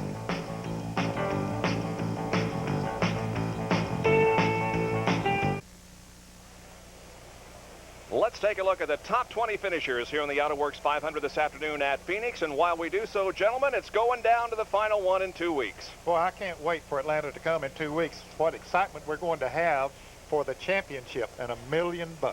I'd hate to be in either one of them's position, and all the pressure that's on not only the drivers but the crews. There's probably 60 people that will not be sleeping a great deal in the next 2 weeks. Here we take a look at 16 through 20. Rusty Wallace, as you see, finished in 16th position, but he still has a 78-point advantage on Mark Martin, who moved into 2nd position, but by just 1 over Dale Earnhardt. Last year, Bill Elliott went to Atlanta with a 79-point advantage. This year, Rusty goes with a 78-point advantage, and Bill won the Winston Cup by 24. Rusty must finish 18th or higher to clinch 2 weeks from today on ESPN. Tonight, at 8 o'clock Eastern Time, ESPN's coverage of the NFL as the Dallas Cowboys will battle the Washington Redskins. That's tonight at 8 o'clock Eastern Time. We'll be here in 2 weeks at Atlanta International Raceway for the Atlanta Journal 500, the final race of the 1989 Winston Cup season, and we will at that time crown a champion. Thank you very much for being with us this afternoon. Don't forget Speed Week Thursday night at 7:30. We'll recap all of the action from the world of motorsports for this past week. My thanks to Ned Jarrett and Benny Parsons for their work in the booth, and for their work in the pit area, Jack Arute and Dr. Jerry Punch. Thank you for joining us here at Phoenix International Raceway again. Bill Elliott wins the Autoworks 500. This is Bob Jenkins. So long, everyone.